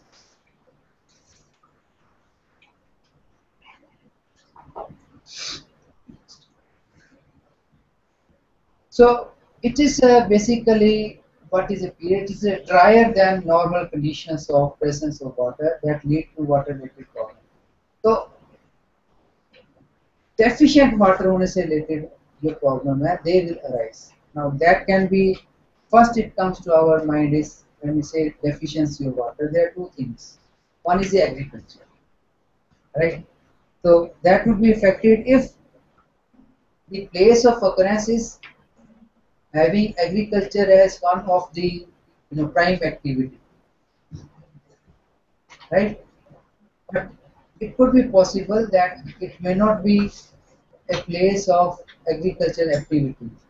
Then the requirement of water basic, they get affected.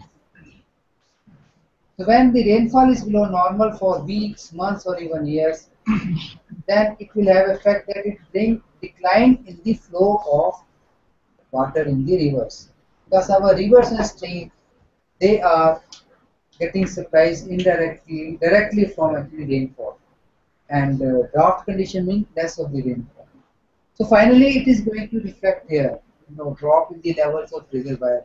So if there is drop in the levels of reservoir, this means the power generation. अगर आपका वो project power generation का है, तो it will get affected. So anything, any activity which is dependent on presence of availability of water, that itself will make.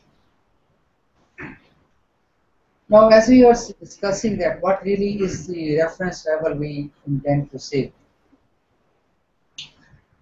So, reference level is considered to be historically that based on a 30-year average record. 30-year average record. Now, 30-year average record we consider because there are climatic changes also taking place. So going too much back also may not be relevant today. So now, for example, you might have not have, now we are hearing these days floods in Jaipur, in Rajasthan, which was never imaginable 15 years before. Because we always used to consider Rajasthan drought area, लेकिन अभी वो floods की बात हो जाती है, flooding हो जाता है. So the climatic changes have taken place. That's why we really don't go back too old to take up the average. So 30-year period average is taken to be the reference for this.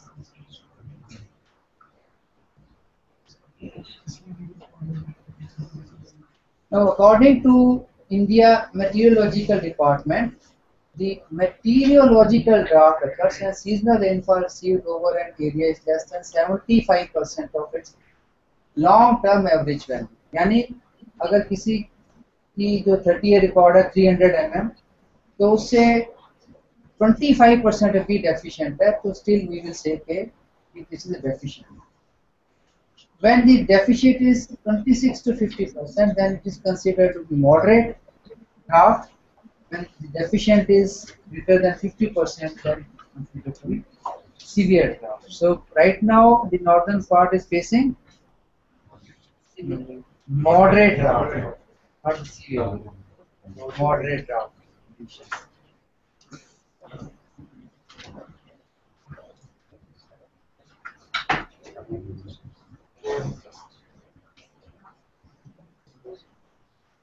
Now some contradictions always do take place in the nature. This is one such thing, that in our country some receive even less than 1000 mm rainfall and can still be considered drought condition.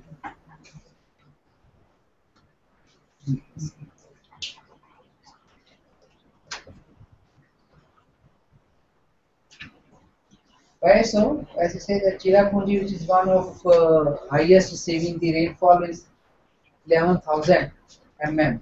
तो अगर वहाँ पे 1000 mm होती है तो वो with this definition it is a drought. It is less than the 50% of that. So that's a kind of interesting feature. And nowadays, of course, even Saurashtra, Kutch, they are recording as high as 578 mm. And India's average rainfall is 1170 mm. And yet, largely, we suffer from drought conditions in many locations.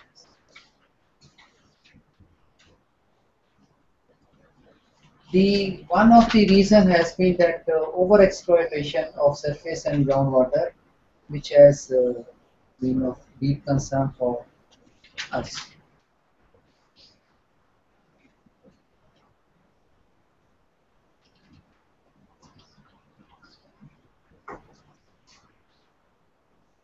Permanent drought, that's classification, is characterized by extremely dry climate, drought, vegetation, and agriculture that is possible only by irrigation. Seasonal drought, that means it requires crop duration to be synchronized with the rainy season. So that's very common in our country, that sowing and reaping, they are done at the time which is conducive to the occurrence of rains. So you have to, so many parts in the world where the rainfall is evenly spread over the whole of the year, they are not exposed to these kind of conditions. But in our country, it is very specific. Contingent drought is which is a term used for specifying irregular occurrence of the damage. It can occur any part of the year. And invisible drought occur when there is frequent rainfall, even in humid regions.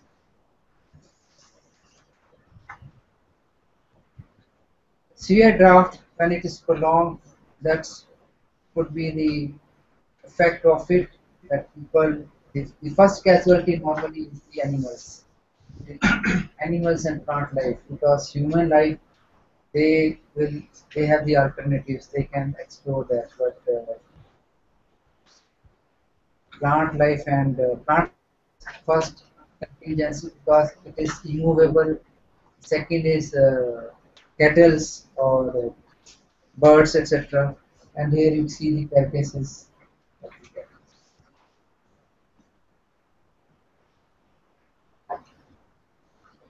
Not only our country, but now here, of course, it is you'll be surprised as we are saying that we always make comparison to the normal standards. So even though you see the greenery in this picture, still it is a drought condition, because the rainfall based on the average rainfall has been much less than 50%.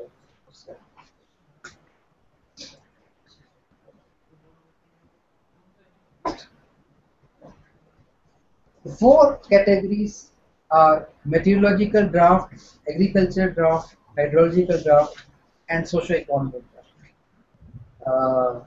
Of course, to us it appears agriculture consideration to be the most important. Now, as we said, let us see what these are. Meteorological drought. This is a lack of rainfall over a long period of time. So, we have already explained what actually it is. The agriculture drought is associated with the extreme heat. Now, this type will occur when we have extended dry periods and there is a general rainfall deficiency which is resulting into the lack of moisture in root zone of the soil. See, from the perspective of agriculture, we are considering the growth of the plants. So the crop or plants which are growing, they have the root system, and the roots draw water. So it is at a very specific depth from which the root will draw water, and they have different plants have the suction capacity. So that's why we say that root zone depth. So that means if root is placed at such and such place, it can draw water from such and such periphery. So when the lack of moisture takes place in the root zone, only then the plant life will get depleted. Otherwise, अगर surface dry है और वहाँ पे moisture है तो plant life will sustain. That is termed as agriculture drought. This is one such picture of agriculture drought. Even though you see the vegetation coming up, but gradually it will get dried up because the moisture effect travels from the surface to the bottom.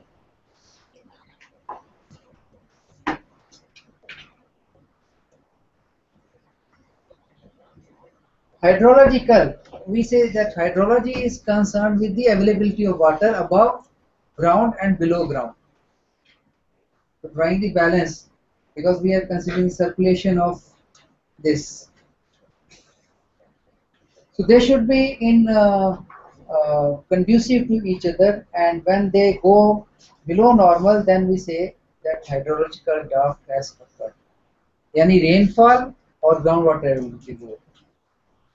Socio-economic drought, when the drought condition prolong for such and such period that it can affect the social life systematically. And now, for example, say this year, if we say if it doesn't rain, the rainfall normally not, so it is expected it will adversely affect the crop yield. So maybe that you have high prices coming up, but this is not going to affect badly because there's always the country is always maintaining the go downs, the availability of food grain will go down this year. So the reserves will then come out. That's it. But if it is prolongs for 1 year, 2 year, then the socio economy, the economy of the region goes weaker to the extent that the social behavior and life of people will be that is called the socio-economic problem. When it takes, so you can see that even the trees which have a larger catchment area as far as drawing the motion is concerned, they will also eventually die if it is prolonged. Now, in India has seen a sharp decline in groundwater levels. This is a very commonly observed phenomenon, and lot many studies are being done. So that's how actually we have even talking of groundwater recharge scheme, because the groundwater availability is going down and down, and 50% of total irrigated area in the country is dependent on groundwater. So we need to be, you can, unless you replenish the groundwater, you cannot draw also the groundwater. So that imbalance is taking place. And 60% of irrigated food production depends on supply from the groundwater wells. So in some regions like Gujarat, Rajasthan, Saurashtra, Coimbatore, Madurai, etc., and parts of Punjab, Haryana, the groundwater is due to the over-exploitation, and it has resulted into the depletion by that every year about 1 to 2 meters it goes down. And we know that in Punjab area when the groundwater table used to be somewhere like 10 meter, it has gone even to in many years more than 15 meter or 16 meter. So this has already affected the economy and hydrological balance, and thereby a normal rainfall is very, very important.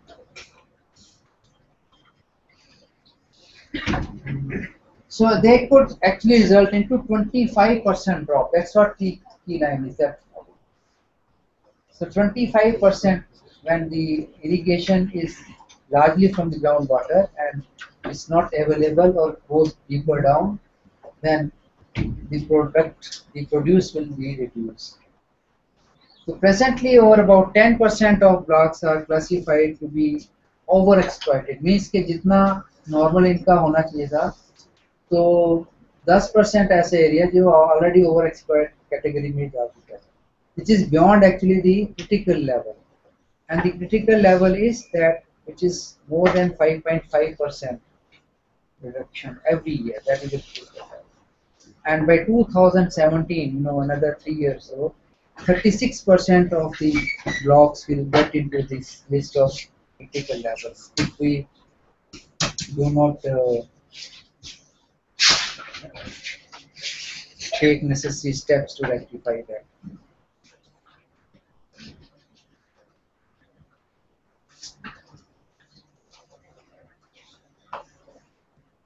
Since we are close to this area Punjab, which the Punjab has been from the ages actually it used to be considered as the basket of the nation, and that's how actually Punjab used to be one of the top ranking state among economy just because of the good agriculture. So this state has witnessed a very steep downfall over the recent period of years for more than one factors, and but one of the prime factor has been the overexploitation. Now in this state here over 61% of hydrogeological blocks are considered as overexploited. 61%. That's a tremendous high figure. Overexploited means that in the times to come, they may actually go near to the state of becoming dry because they will not be. Because when it goes too deep, then it is difficult. It is very, very expensive also to draw water. 10% are falling in gray zones means that they are in a danger area and the recharge is just equivalent to the groundwater extraction कि जितना आप उसमें से निकाल रहे हो वो उतना ही मुश्किल से भरपाई हो रहा है. So thereby what has effect has been that from thirsty crops यानी को जो crops they were able to grow because of the high availability of water, now they have to shift to the type of crops being grown.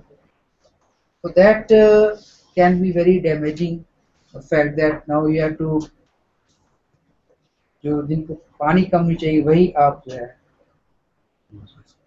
कर सकते हैं. So one of the causes of the depletion, the drought condition is the depletion of the forest cover. So India has a forest cover of 76 million hectares, that is around 23% of its geographical area, which is much lesser than considering the nature of country to be having 33%. But practically what they say is 23%. Practically it is somewhere near 11 to 12% unofficially. That's the admission made that. So since the forest actually are the area which create conditions for occurrence of rainfall, we know that. And since now the forests are degraded, so that's why the occurrence of rainfall also gets defeated. The adverse effects are that they can be devastating in many terms because the water supplies dry up, so crops fail to grow, animal die, malnutrition will take place, and ill health will become widespread. It will result into salinitization of soil. That will cause the salt concentration goes down when there is large amount of present. We all know the strength of solution is dependent on the amount of solid per volume. Now since water volume goes down, the strength becomes higher. So salinity will increase, which can be more damaging to the soil.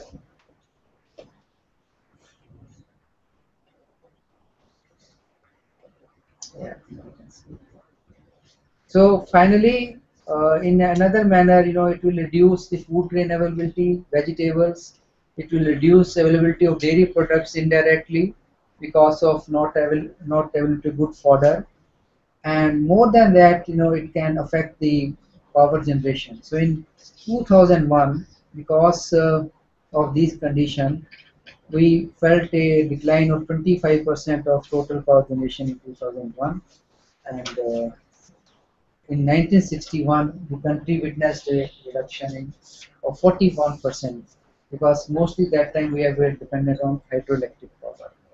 But today we are mostly bulk power is coming from the thermal plants, so thereby the effect gets reduced. Now that says a little bit interesting that in Rajasthan the total energy availability dropped to 55 mega units from a normal of 1336 mega units. So thereby the state had to spend about 200 crores for buying power from the neighboring states.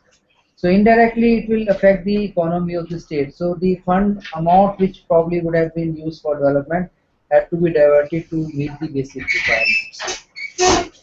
So likewise, in the 1 year, Odisha had to spend 554 crores, Tamil Nadu had to spend 690 crores, and the 14% decline observed. So these are some of the figures which are emphasizing that what can be the losses due to the imbalance of hydro water availability. I think we can skip this and let's see.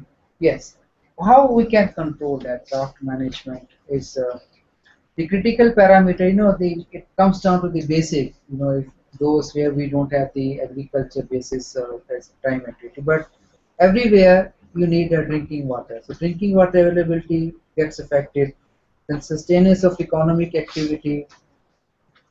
The food become expensive. So obviously less water, less either production is less locally, so you have to buy from nearby states or nearby places, so it becomes expensive. So health and nutrition, vulnerable section get more affected, and conservation of livestock become more difficult. जो छोटे animals, domestic animals, हम livestock होते हैं, chicken, like that, उनके conservation also become difficult. This was not cloudburst was not one among those which are heard until about a decade ago, but now they are becoming very common, and almost every year in Himachal at least we or Uttarakhand we hear about the cloudburst. So cloudburst is nothing. Uh, Cloudburst is that sudden. See, clouds have the rainfall comes from the cloud at a specific rate, slow rate means rain is nothing but condensation of water which is present in the clouds. So it keeps on pouring at a moderate rate in form of the droplets. Now just consider the rainfall which was going to be spread over a period of say 2 years, 2 hours. So if it happens in 2 minutes, what the effect it could be? So that actually is the phenomena which is done by the cloud burst. So the large amount of water which is carried by cloud is released suddenly in a very short period of time. There are reasons for occurrence of that. That's called a cloudburst. Meteorologists say that when the rainfall is greater than 100 mm per hour, then it can be termed as a cloudburst. The During the cloudburst, more than 20 mm of rain may fall in few minutes. We are saying there that in 1 hour it is more than 100 mm, but actually for some time within that 1 hour it could be still faster. So 20 mm rainfall may fall in a few minutes, and the results can be very disastrous. This is one happened in Kedarnath and earlier that Leh Ladakh. Very well. So that causes the flash flood creation. Because suddenly there's a heavy downpour which cannot be transmitted safely in a shorter period of time. Now, I would like to show you probably a picture which may be, yes. This is a situation like that of a cloudburst, and you can see there are two things. Cloud can be spread out laterally and cloud can be spread out vertically. We are able to see actually the lateral dispersion. We are not able to see the vertical dispersion. So from our vision, you can't have any kind of idea that what actually this cloud amount of moisture may be holding, right? So this is one, which is showing us a vertical spread out. So if the vertical spread out is large, that means the large amount of water can be percolating down in a very short period of time, right? That's another picture of spread out, and this is what exactly the phenomena takes place. That water, we know that water carries small. It's not 100% neutral. Overall, it could be termed as electrostatically neutral, but they carry small electrostatic charges, positive and negative, right? So, with this presence of these charges, there is a kind of forces of attraction which will take place and hold them. But because of some activity taking place, when this can break away suddenly, so the bonding which was taking place, that it becomes very close and the droplet becomes heavy and the sudden downpour starts. So this is a picture which is showing you the just prior to the occurrence of the cloudburst. It has just started taking place. So you can see that the water has started flowing just like a stream rather than the droplet. So all of the water which was stored in that cloud laterally, vertically above, it just starts flowing. So that will result into the flash flood situation. And again, now you can see here on one side actually shows you the right side you are seeing is the cloud burst has taken place. The left side is getting into that. So it is showing you the extent of large height. If the clouds can be in layers one above another, they can get come together, and then it forms a kind of stream. So that's what again the cloud burst. So it doesn't look like a rainfall, it is just a kind of stream in the sky. It appears like that.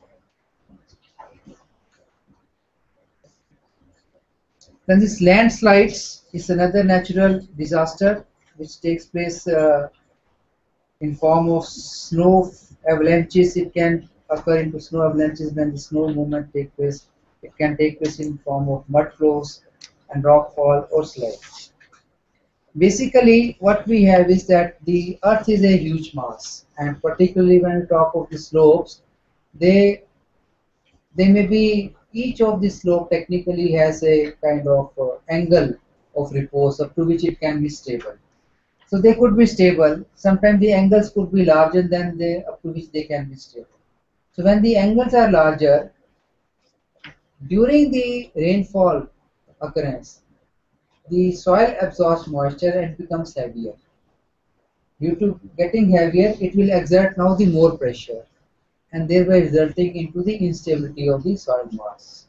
So the huge chunk of soil mass can then move against another soil mass, resulting into the landslides. So obviously, the landslides do take place more on the mostly on the mountainous regions. The mud flow that takes place when a lot of water gets mixed up that can reach a speed of 30 minutes per second. So it could be simple landslide of rocky mass or boulder mass, or it could be any kind of thing mixed up with it.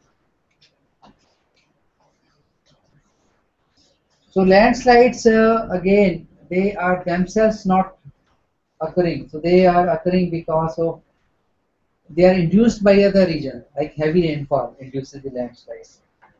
Similarly, an earthquake can induce a landslide क्योंकि जो masses हैं एक दूसरे के ऊपर टिके हुए हैं तो when they get vibration so they can get slided down.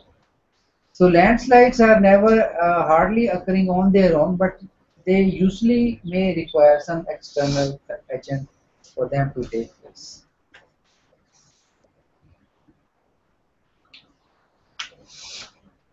That I just explained that. Some of the pictures. This is what actually, technically speaking, that how the forces at a slope when water gets into that, and if there are tension cracks, then the one mass can't move against the other.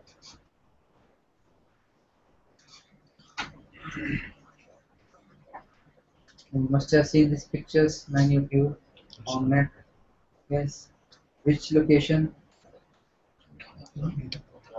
Yes. Uttarakhand, yes. Now this is not Uttarakhand. This is a foreign nation. You can see that a very huge, multi-lane highway getting buried under a landslide.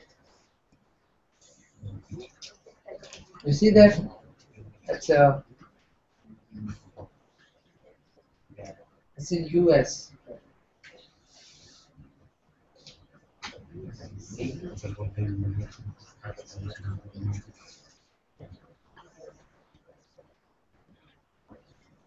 That's a what which can take place in snow-claden areas also. The snow causes snowfall adds onto the weight and when the landslide occurrences more or less common. So many of our countries region are prone to that.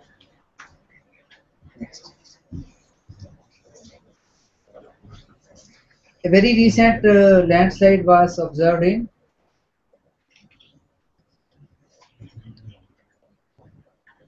Maharashtra, where a village got Pune, yes, Pune. Himalayan region is very prone to the landslide occurrence, and that's where, due to unique nature, Himalayas have a history of landslide that has no comparison with any other mountainous range. That's one of the highest landslide occurrence zone in our country. They are also common in Western Ghats, and I just wanted to show you a map. The Red one is showing you the hazard of landslide very very high, and the blue color or purple color which you see is high zone, and yellow is moderate to low, and white one of course are the. So again you can see that red spots they are scattered around the country as well. Of course, mostly they occur along the Himalayan region, but even in other parts like in northeast and other parts of the country they are also existing.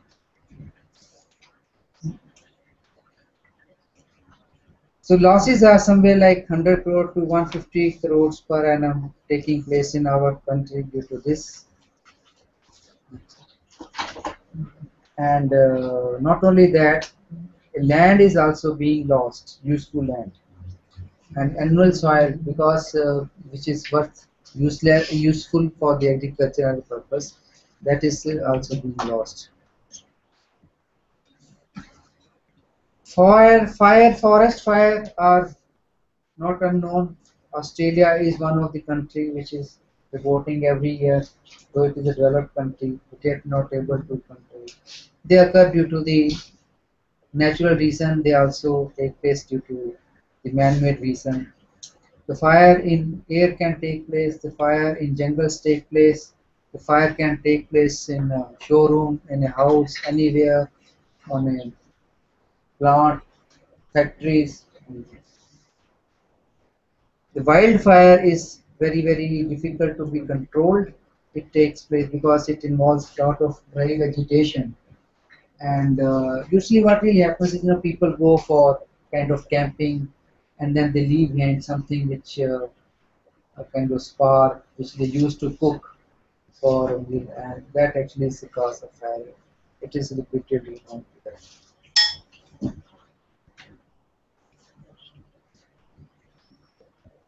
That's what actually human carelessness not normally is responsible, and even cases have been reported that it's very simple reason like the spark of a moving train would cause the trigger the fire in a jungle area.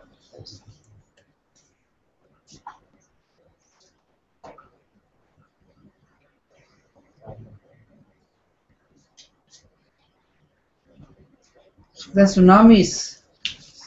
It's a Japanese word. We never heard it before, probably until it hit the 2004.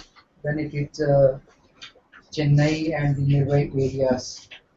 Now, tsunami is. Can you see the picture probably coming next?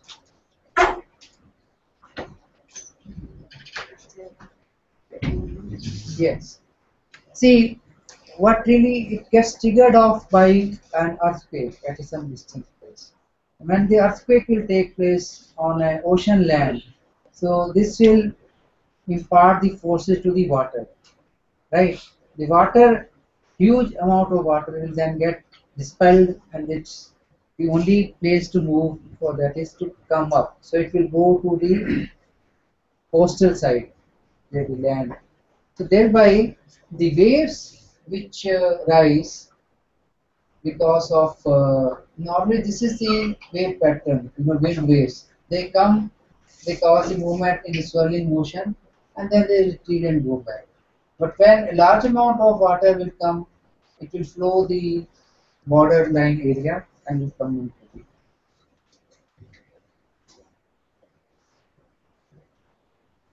So this is what will happen, that water flows straight, it doesn't have a swirling motion. Large amount has been pushed actually from the earthquake forces or maybe some other cause, but mostly it is because of the earthquake forces, and it just spills over the land, which causes the tsunami to take place. It's a kind of flood. It's a kind of flooding. The final effect is on the land and is that of a flood, but cause is an earthquake.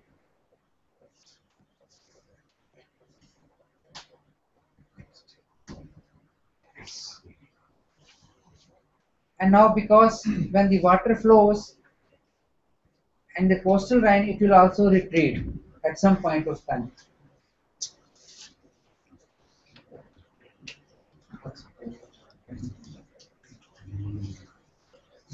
So it will, when it retrieved, it can take back anything into it. So even a car, not to talk of the people, they are easy prey, but even smaller vehicles can also get into the sea. That's the zone, which is danger zone, showing the danger zone. It's showing actually where the chances of occurrence of tsunamis take place, and from the center of generation of the earthquake forces, from where actually we find that all those which are surrounded by sea or they are this interzone system. It's showing us the patterns of the movements of finer picture of the wave motions taking places.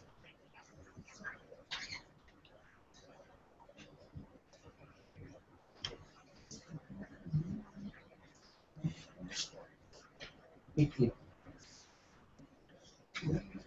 The one observed in Japan area, it resulted into a lot of devastation. Even the ships got into the, they were forced to even, if you remember that the ships were pushed onto the land. So they have crashed into that. Then we have industrial and chemical disasters taking places, and very recently we had one here, man-made, Malaysian Airlines, around more than 300 people abroad, which was so many other type of these were the man-made disasters. These are the man-made disaster road accidents. They are very high in frequency in our country, and most of the reason is actually negligence and non-obedience of the rules.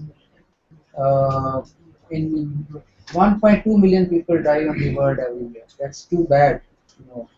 It's a still more, and the percentage in our country is still higher compared to the developed countries.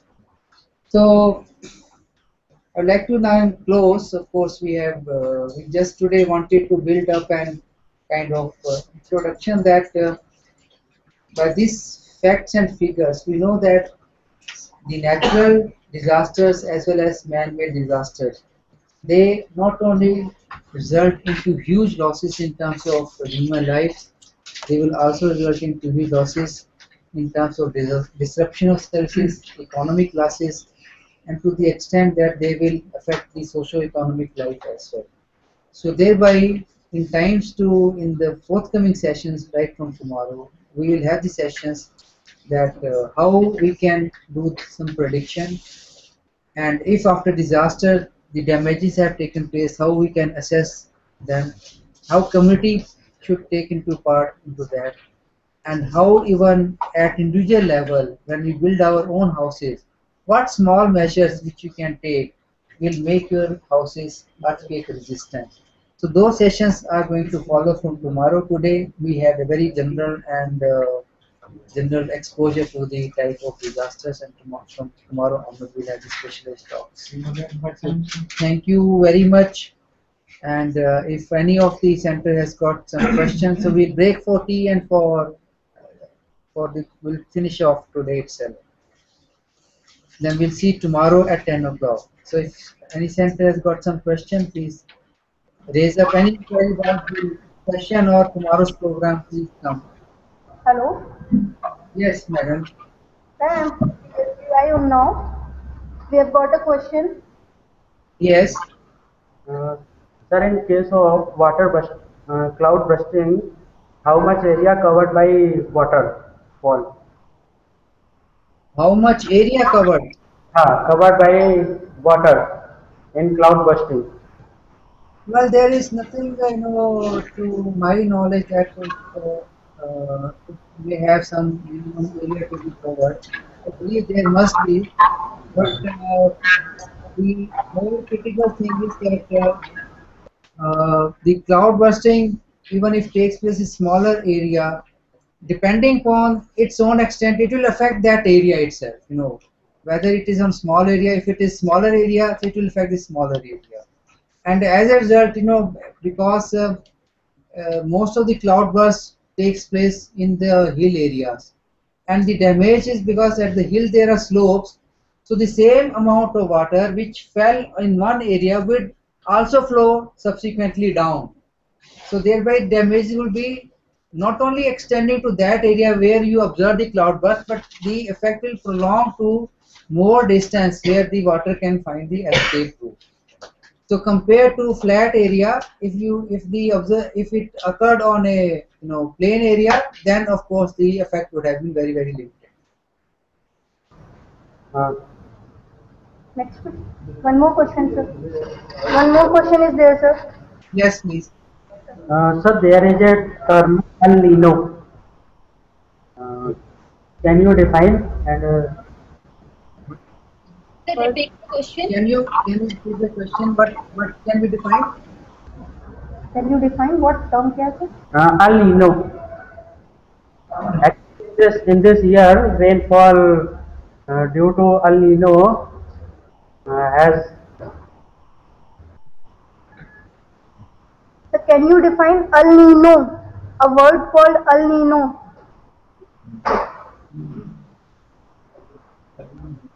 Palmino. Yes, sir.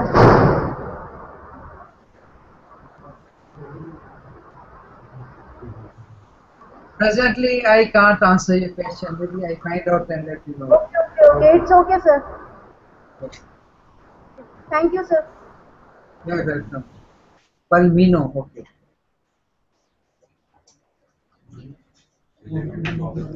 Okay. So tomorrow we will reassemble